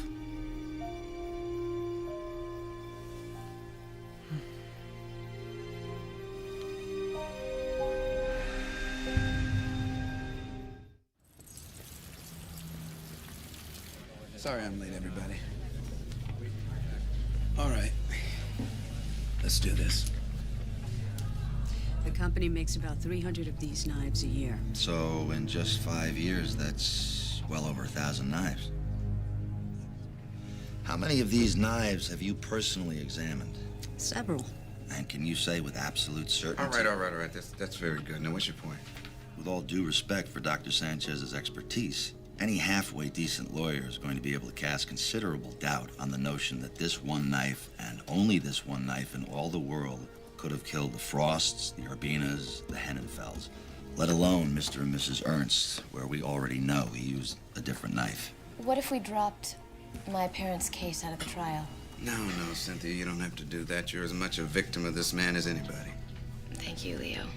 It might help, but not much. What have we got with those first 8 homicides? 10, if you want to count the one from 17 years ago. We've got Sandra's testimony that the knives are similar. Now, what have we got with these last killings? We've got an eyewitness. That little boy actually saw him there. We've got the knife taken out of Elroy Doyle's own hand, covered with their blood, his clothes covered with their blood, and he was apprehended at the scene. It's a slam dunk. Slam dunk. He walks on 8 homicides to make your life easier, Knowles? Excuse me, Mr. Knowles, but if it's such a slam dunk, as you say, what would be the harm if you tried him on all the killings? Even if he is acquitted of the others, he'd still be convicted on your slam dunk. My question is, what's the upside? What's the downside? Upside? There is none. He can only be executed once. You are going for capital punishment. Of course, but that's the downside. Execution is a jury decision, and it's very difficult to know how juries think. If we put him on trial for 10 homicides and convict him of 2, guaranteed someone in that jury room says, hey, this guy's 80% less bad than they tried to tell us he is, and they give him life. Frankly, when they give him those injections, I'll know what he's there for.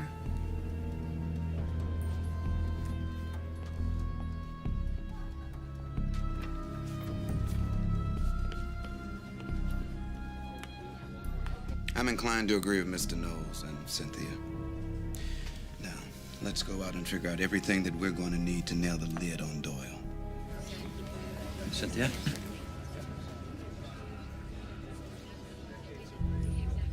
I thanked you once for catching the man who killed my parents. I suppose I ought to thank you again.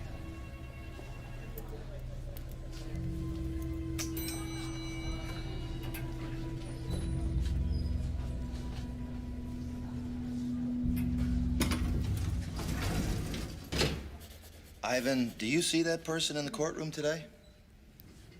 It was him, Mr. Doyle, Do you know Mr. Doyle? from church. How well did you know Mr. Doyle from church? I used to say hi to him because Nana said I had to. Why is that? I said I thought he was kind of creepy, but Nana said you have to be nice to people like that. I have no further... But Grampy says he was a queer duck. No further questions, Your Honor. No questions, Your Honor. The court thanks you very much, Ivan. You can step down now.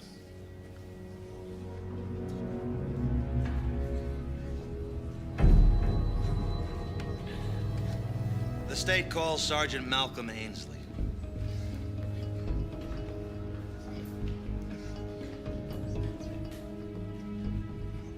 Do you swear that the testimony you're about to give is the truth, the whole truth, and nothing but the truth, so help you God? I do. Be seated. Please state your name, rank, assignment, and shield number for the record. Sergeant Malcolm Ainsley, Homicide Division, shield number 9387. That's lies! That's lies! That's right. You tell him, Elroy. I know your works and where you dwell. Where the throne of Satan is! Yes, where the throne of Satan is! Prince of Satan, I know what you are! Oh, Father, I have sinned exceedingly! The defendant will be seated. Has the jury reached the verdict? Yes, we have, Your Honor.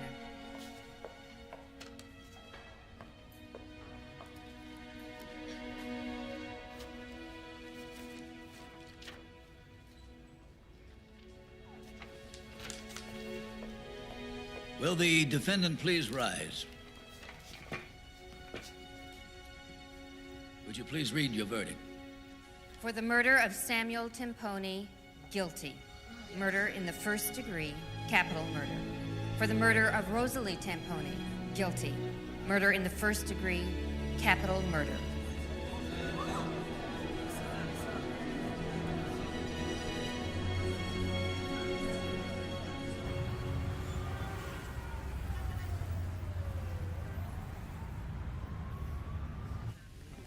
Yeah. All right, I'll see you there. I'm off.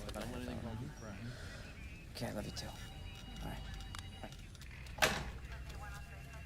You twisted. Twisted.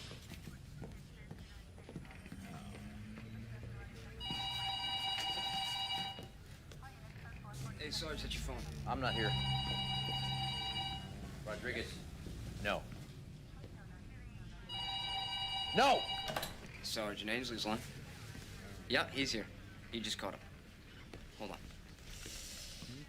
You're dead, Jorge. It's for you. Don't make him wait. They said it was gonna be easy, Sarge. Ainsley here. This is Father Oaksbridge at Laidlaw State Penitentiary. I assume you know the execution is scheduled for 7 o'clock tomorrow morning? Yes, I'm aware of it. He wants to see you. He's Father Oaksbridge.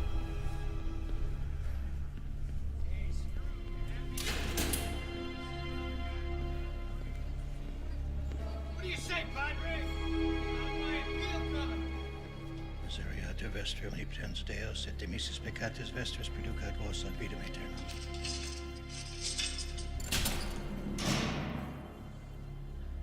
Father, I'm Sergeant Ainsley. Mr. Doyle wanted to talk to me. Yes. Do you still wish to speak to him, Elroy? Father, they're gonna kill me. I've just got a few minutes, please. They're gonna kill me. May God have mercy on your soul.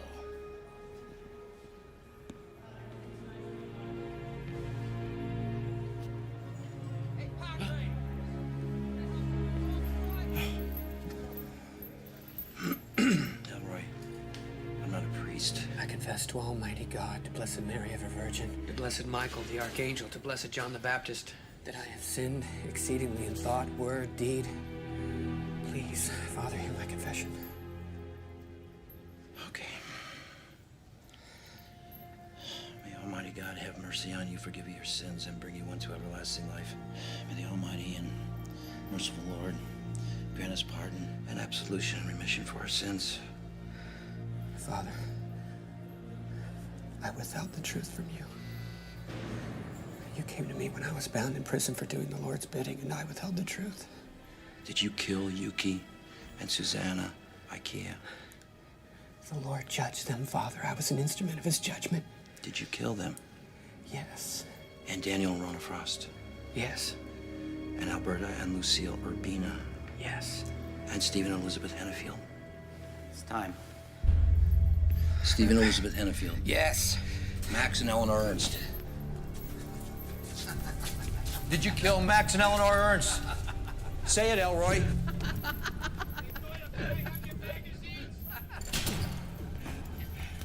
I didn't use any different knife, Sergeant Father. That wasn't me. That wasn't me.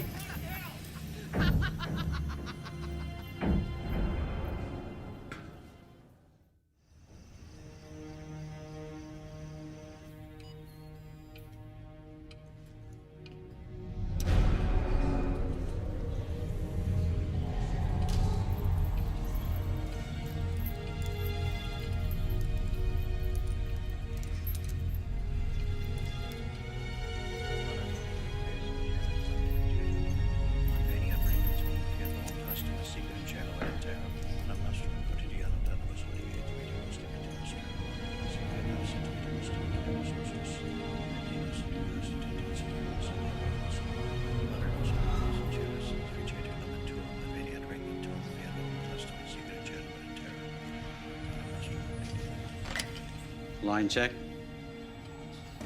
Is he here, Warden? He's here.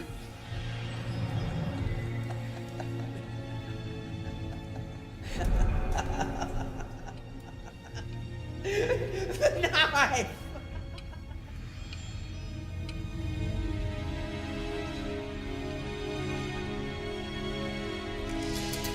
The knife! You're not a priest! You're not a cop! You're nothing!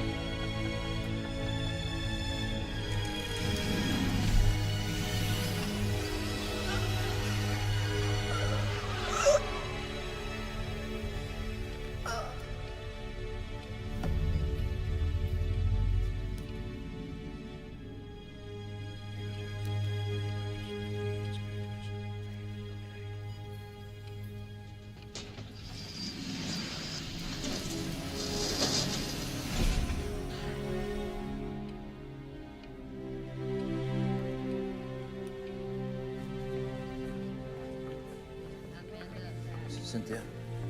Cynthia. I talked to Doyle before they put him in. And, he admitted to killing everybody. Except your parents. Well, then Calhoun did do it. Copycat style. They both suffered. They're both dead. But why was Calhoun murdered? None of it matters anymore, does it, Malcolm?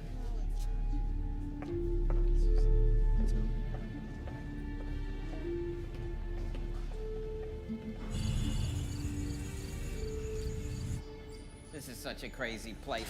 I mean, it could be you're in luck. Could be. Either it's there or it isn't. Well, yeah, it would seem that way, but nothing's ever that simple. Ah, here it is.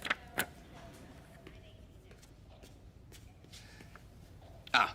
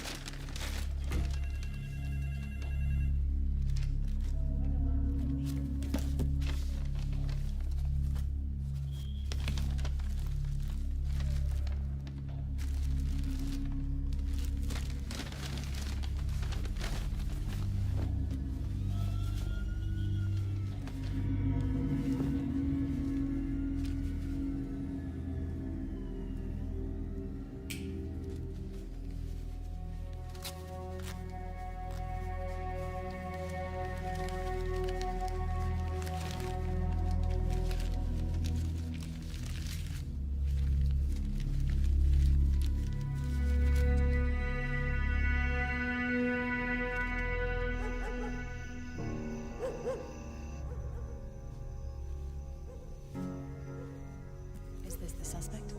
I don't know. Someone were watching. I thanked you once for catching the man who killed my parents.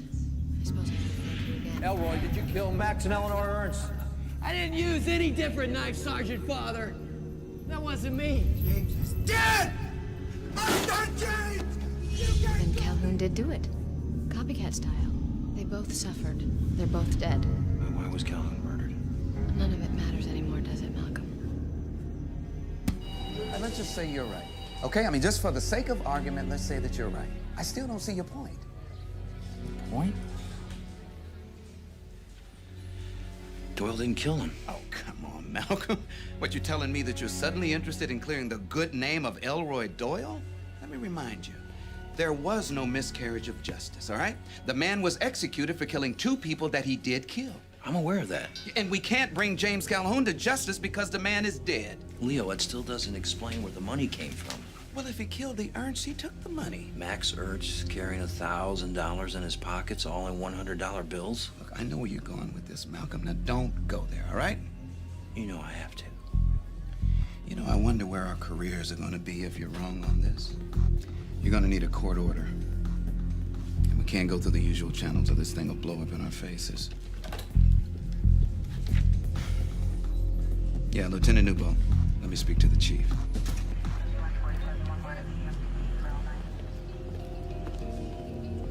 Well, I can't wait to hear what is so urgent, Leo. Why we're having a meeting here in the parking lot. I had to cancel 2 meetings. Do you know that? Good to see you again, Sergeant. Chief? So this is about reopening the murders of Councilman and Mrs. Ernst. What? Thomas, give us a minute, will you? What the hell are you talking about? Sir, we have evidence suggesting that Elroy Doyle was not responsible for the murders of Councilman Ernst and his wife. Now, we didn't want to proceed with an investigation of this sensitivity without, of course, clearing everything through you.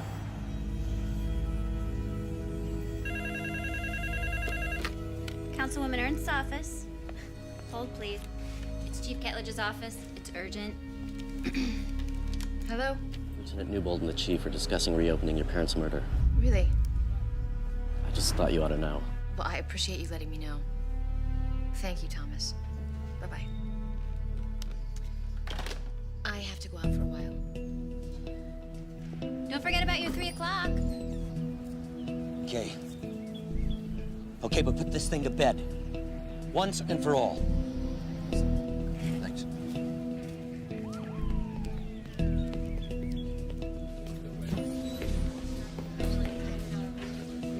Sergeant. Bank printout you wanted. It's all there. Dates, amounts of transactions. Looks like you were right.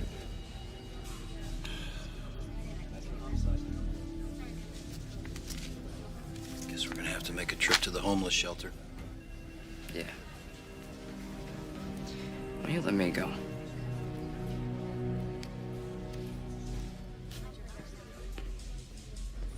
Positive?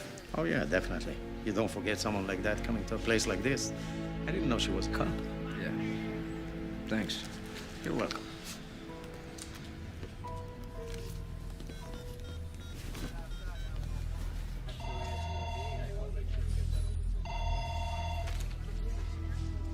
Homicide, Sergeant Ainsley. Hey, Sarge. It's me. Yeah, I just got a positive ID from the homeless shelter. Okay. You're closer to City Hall than I am. I'll meet you there. All right, I'm on my way. So, you don't know where she is? She had a 3 o'clock with Harry Collingwood. He just called. She's not there. What time did she leave? 1:30. And she didn't say where she was going? Mm-mm. Okay. Well, if she does show up, I'd really appreciate it if you didn't mention that I was here. Is anything wrong? No. We were just thinking of throwing her a surprise party. Thanks. You might want to try Chief Ketledge's office. I'm sorry. She got a call just before she went out. You sure it was the chief's office? I answered. It was the chief's aide. Ms. Ernst took the call on my phone. Thanks. You're welcome.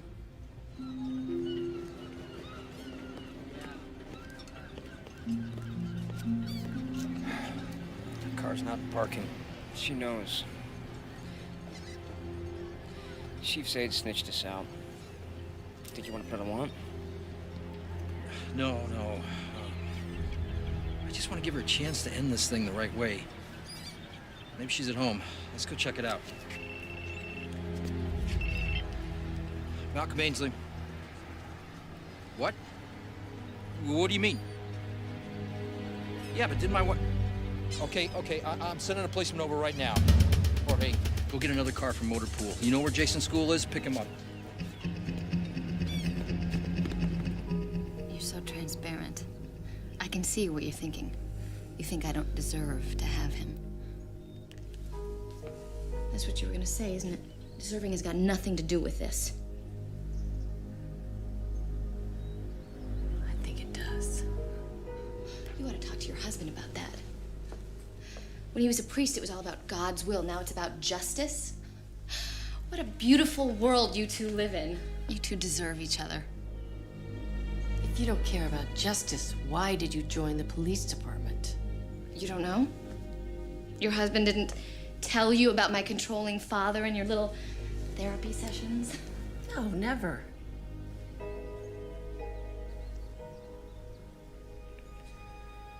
I had a brother, John. He was supposed to follow in my father's footsteps. He got into trouble in college. My father could have bailed him out, but he didn't. He never saw nor spoke to my brother again. That's when my daddy decided that since John couldn't fulfill his dream, I would. I was 10 years old.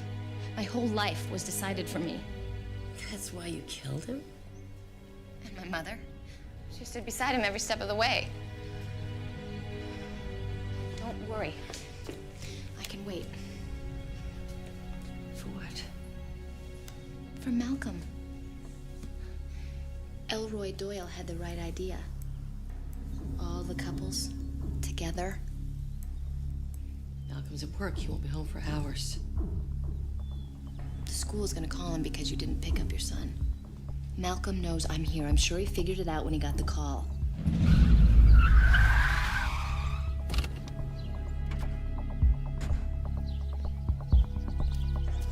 I'm sure that's him now.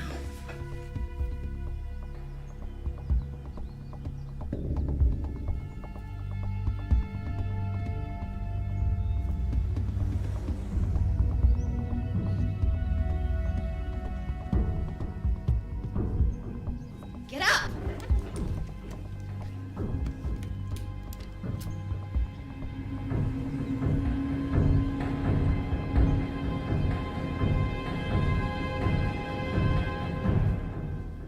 He's being clever. Malcolm, don't be an idiot. I've got both doors covered. Malcolm, can you see me? I can see you. Are you as good a shot as I am? Remember, one shot right between the eyes? I remember.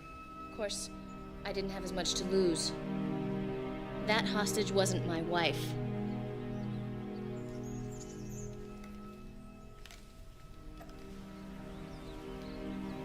Good, Detective Ainsley. Join us. Put the gun in the sink. Now! Step away. So, you figured it all out, didn't you? It wasn't hard. The exact amount of cash I found in Calhoun's possessions was withdrawn from your bank account a couple of days before your parents were killed. The man at the homeless shelter made a positive ID on you. You paid Calhoun to kill your parents, and you had to kill him. Tell her what you told me. What are you talking about? Tell her how you lost your faith. All those secrets you told me, but you couldn't tell your wife. All those doubts about yourself. You're doing just fine. Why don't you tell her? Tell her how you confided in me. How you trusted me. Tell her how you loved me. I know you did, Malcolm. I know you did. No one's ever loved me like that. Maybe I'll tell her how your father said we should end it, and you did nothing. You know how much I hated him. How long I hated him. But you still had to do everything he told you. When he said, stop seeing Sergeant Ainsley, you did. I didn't end it, Malcolm. You did. You couldn't defy him over me any more than you could defy him over your brother. You stopped looking for your brother because he told you to. Stop it.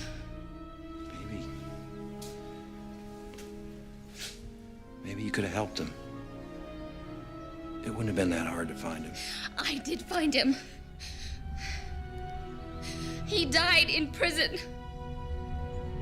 Someone killed him over nothing. He wouldn't have been there if Daddy'd helped him. Daddy let him die. An eye for an eye, Malcolm. No!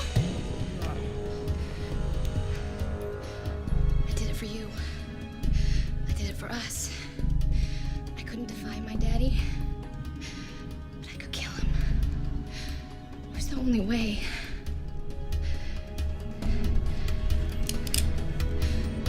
Sorry, Malcolm.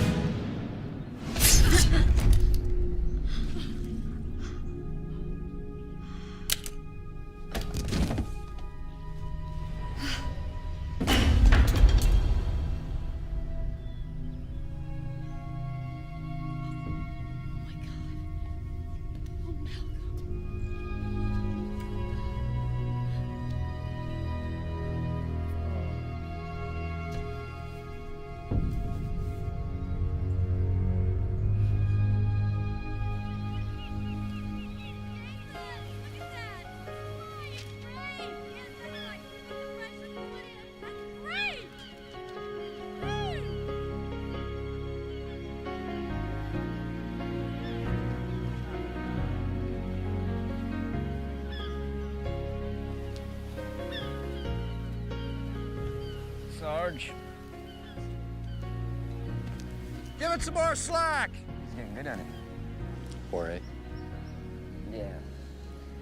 Well, the caseload was stacking up on us. Lieutenant wanted to know when you might be back. You're doing good, guys. I talked to your doctor, and, well, Doc gave you a clean bill of health. Come on, Dad, we need you. Okay, all right, go help Mommy. I'll be right there. Come on.